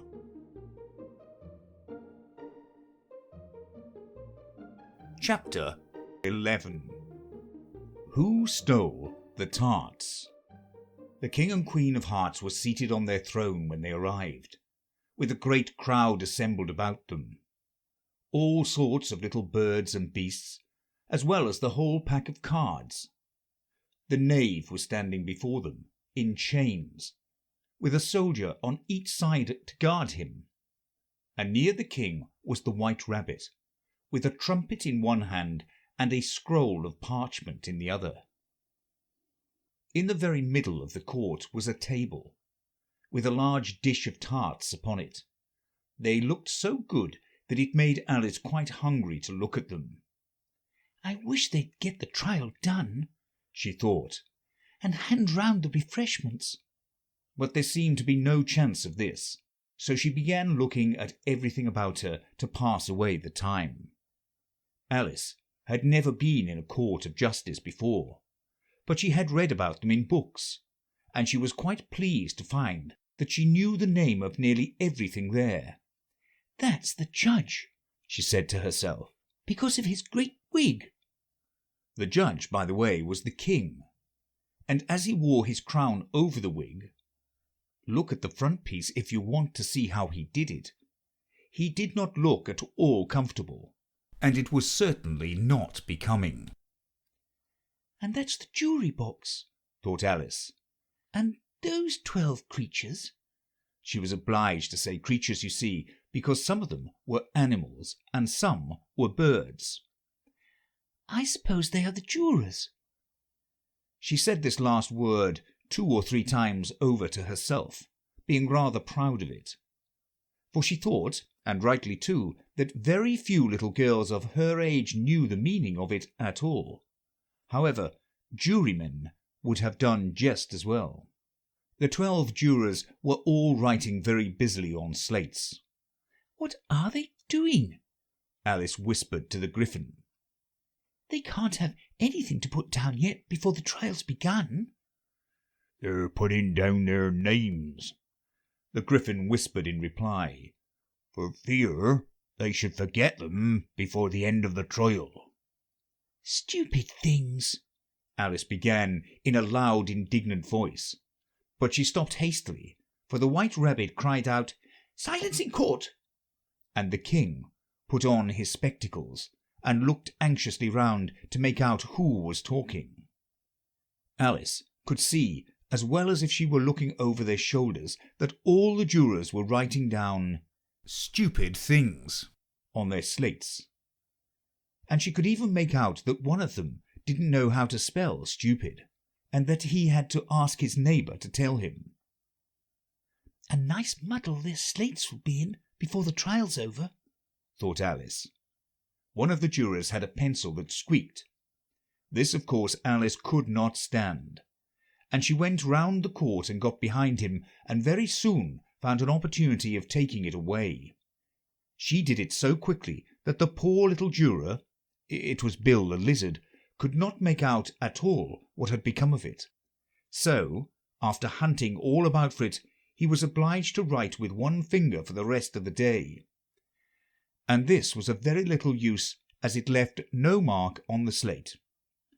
"Herald, read the accusation," said the King. On this the White Rabbit blew 3 blasts on the trumpet, and then unrolled the parchment scroll, and read as follows: "The Queen of Hearts, she made some tarts, all on a summer day. The Knave of Hearts, he stole those tarts, and took them quite away."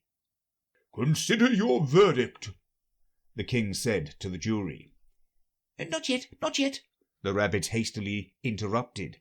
"There's a great deal to come before that." "Call the first witness," said the King, and the White Rabbit blew 3 blasts on the trumpet and called out, "First witness."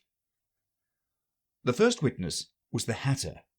He came in with a teacup in one hand and a piece of bread and butter in the other. "I beg your pardon, Your Majesty," he began, "for bringing these in, but I hadn't quite finished my tea when I was sent for."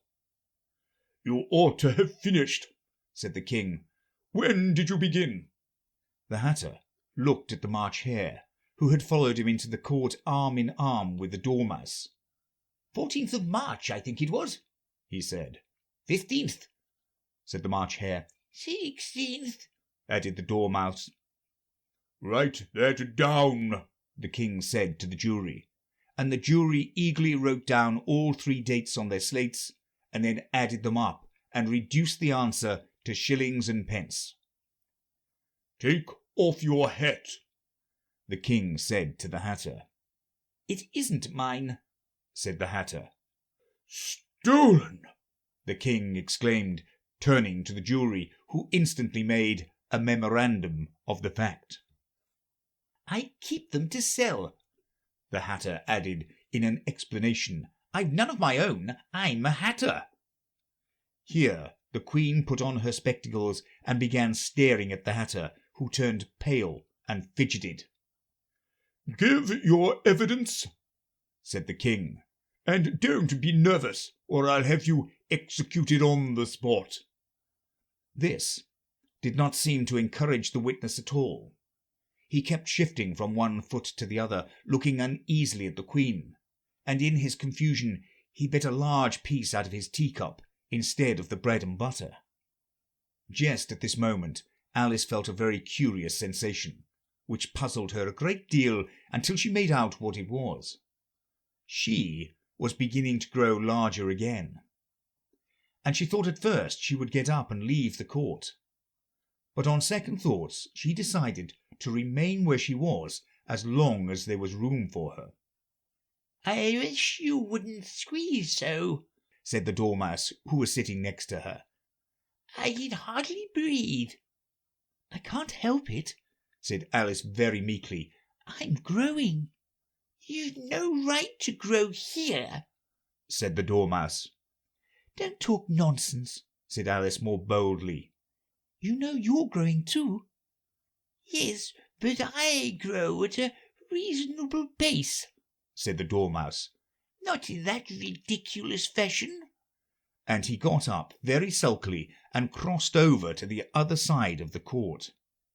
All this time the Queen had never left off staring at the Hatter, and just as the Dormouse crossed the court, she said to one of the officers of the court, "Bring me the list of the singers in the last concert," on which the wretched Hatter trembled so that he shook both his shoes off. "Give your evidence," the King repeated angrily, "or I'll have you executed, whether you're nervous or not."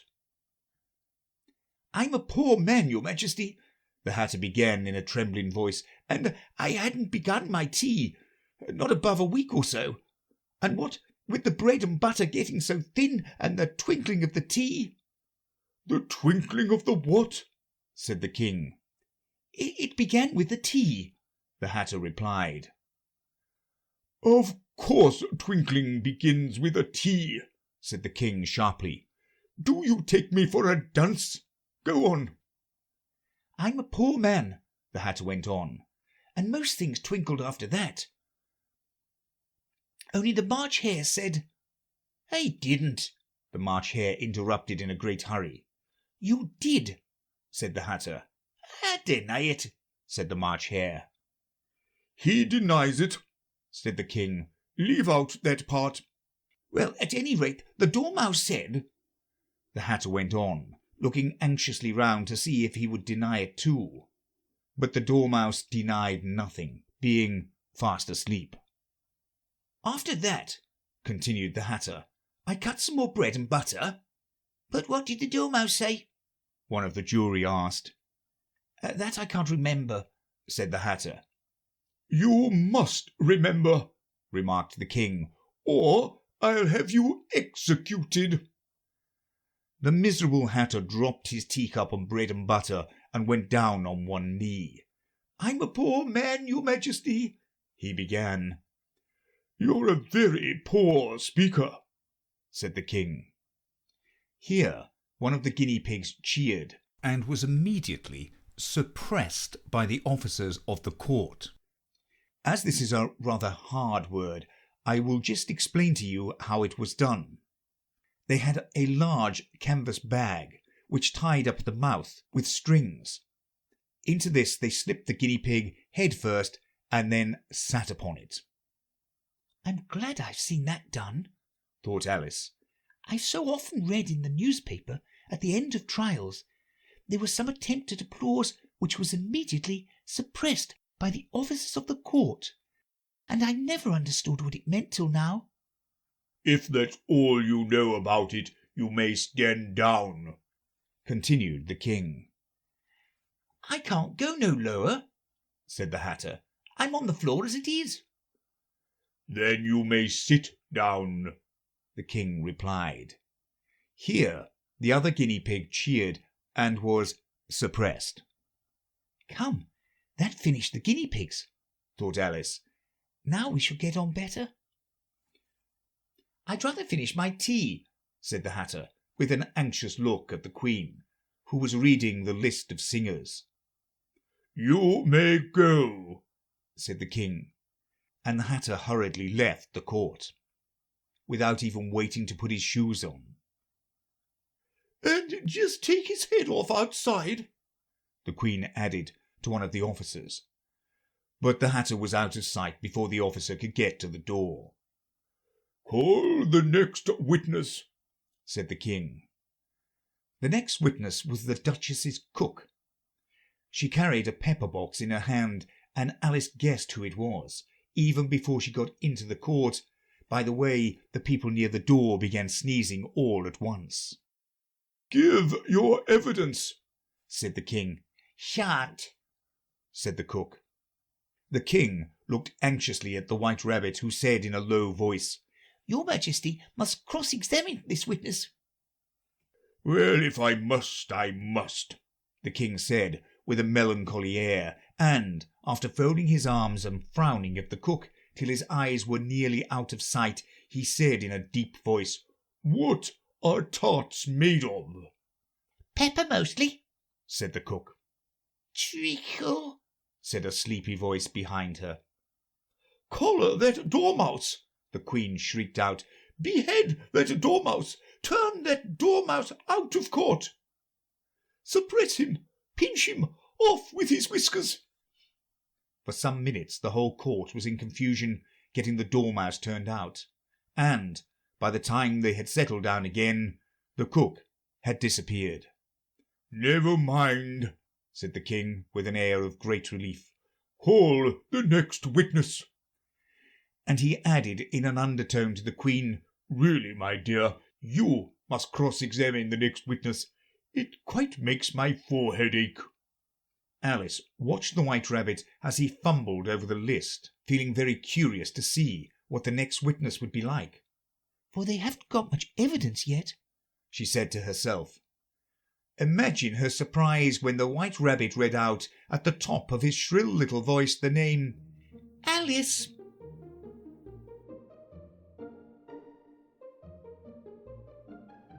Chapter 12. Alice's Evidence.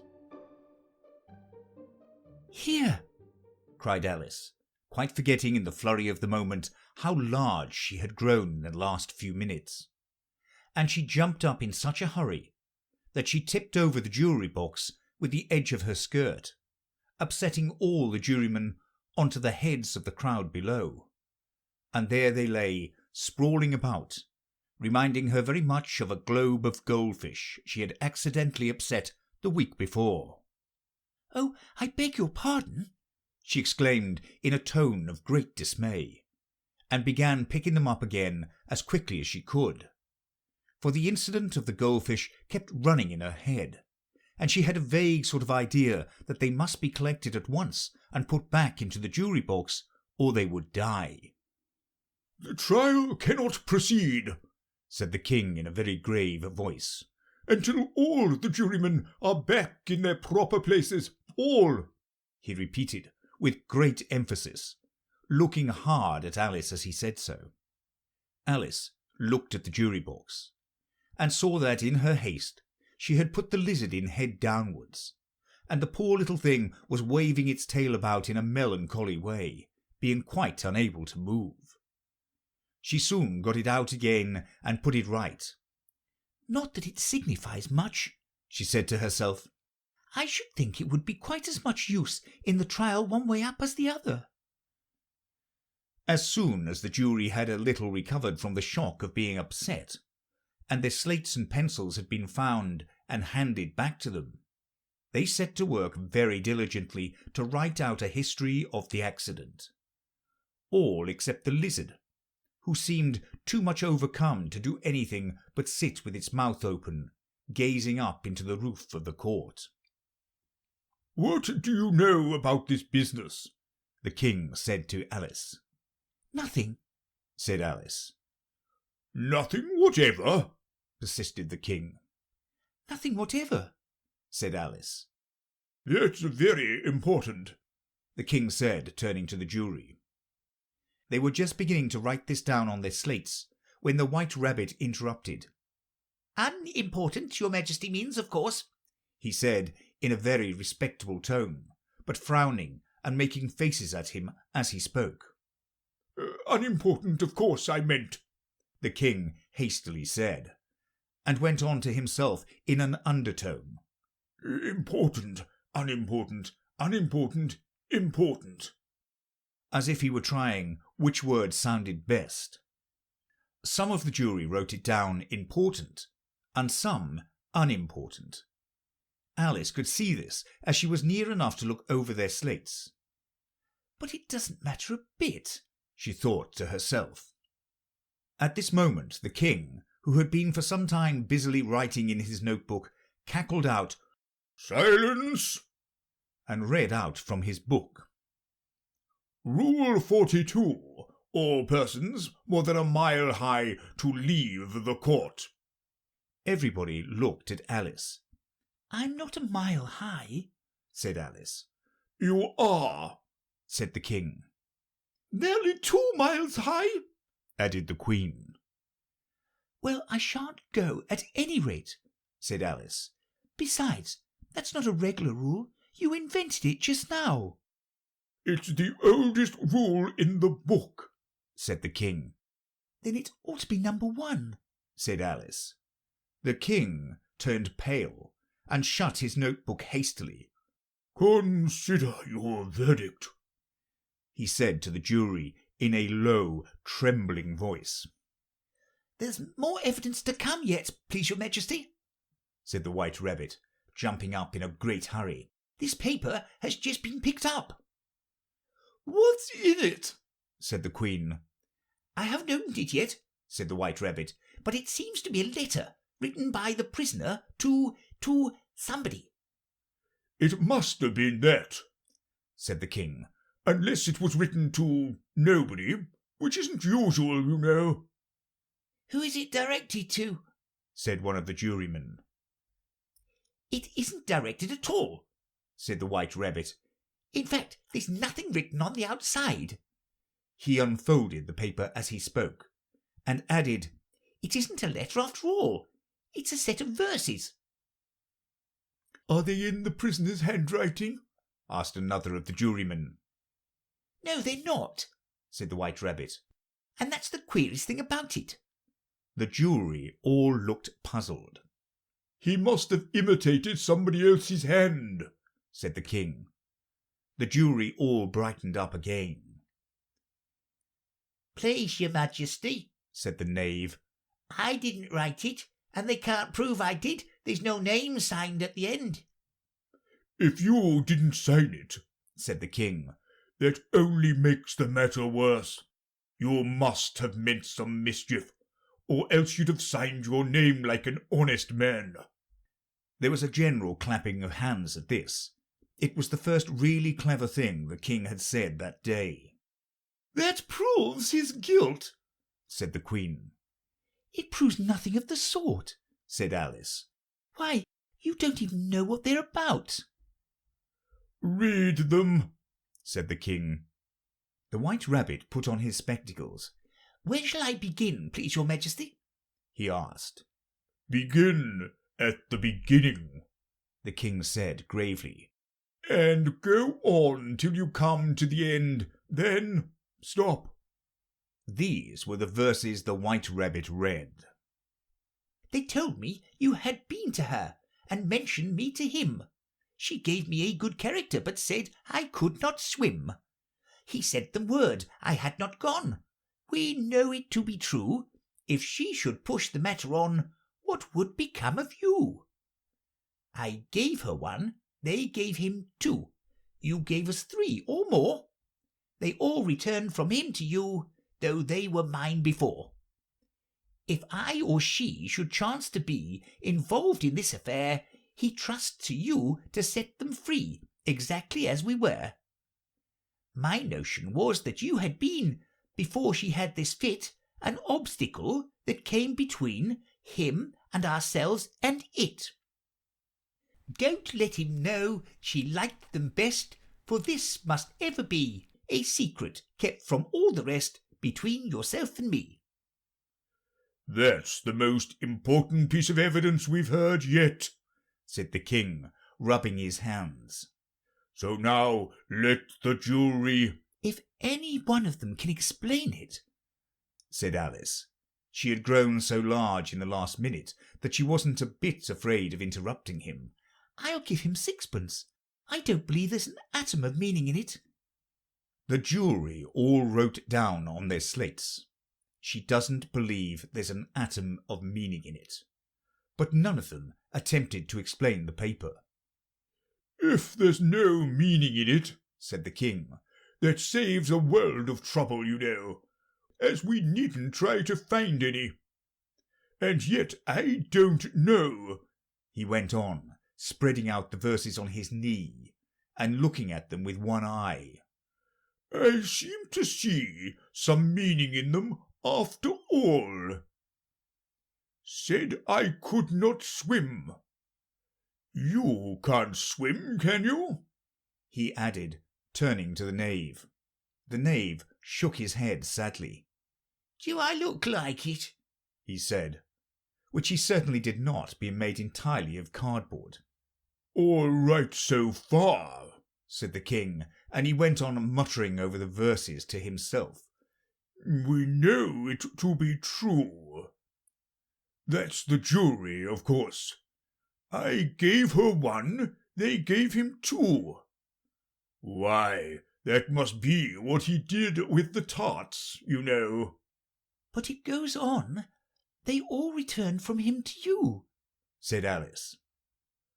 "Why, there they are," said the king triumphantly, pointing to the tarts on the table. "Nothing can be clearer than that. Then again, before she had this fit— you never had fits, my dear, I think?" he said to the queen. "Never," said the queen furiously, throwing an inkstand at the lizard as she spoke. The unfortunate little Bill had left off writing on his slate with one finger, as he found it made no mark, but he now hastily began again, using the ink that was trickling down his face as long as it lasted. "Then the words don't fit," said the king, looking round the court with a smile. There was a dead silence. "It's a pun," the king added in an offended tone, and everybody laughed. "Let the jury consider their verdict," the king said, for about the 20th time that day. "No, no," said the queen. "Sentence first, verdict afterwards." "Stuff and nonsense," said Alice loudly. "The idea of having the sentence first." "Hold your tongue," said the queen, turning purple. "I won't," said Alice. "Off with her head," the queen shouted at the top of her voice. Nobody moved. "Who cares for you?" said Alice. She had grown to her full size by this time. "You're nothing but a pack of cards." At this, the whole pack rose up in the air and came flying down upon her. She gave a little scream, half of fright and half of anger, and tried to beat them off, and found herself lying on the bank, with her head in the lap of her sister, who was gently brushing away some dead leaves that had fluttered down from the trees upon her face. "Wake up, Alice dear," said her sister. "Why, what a long sleep you've had." "Oh, I've had such a curious dream," said Alice, and she told her sister, as well as she could remember them, all these strange adventures of hers that you have just been reading about. And when she had finished, her sister kissed her and said, "It was a curious dream, dear, certainly. But now run in to your tea, it's getting late."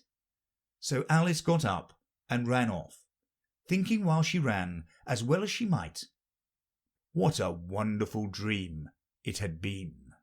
But her sister sat still just as she left her, leaning her head on her hand, watching the setting sun and thinking of little Alice and all her wonderful adventures, till she too began dreaming after a fashion, and this was her dream. First, she dreamt a little of Alice herself, and once again the tiny hands were clasped upon her knee, and the bright eager eyes were looking up into hers.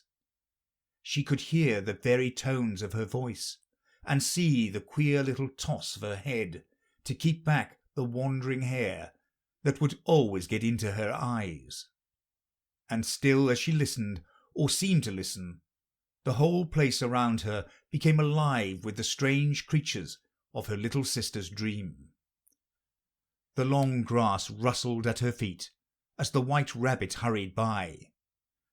The frightened mouse splashed his way through the neighbouring pool.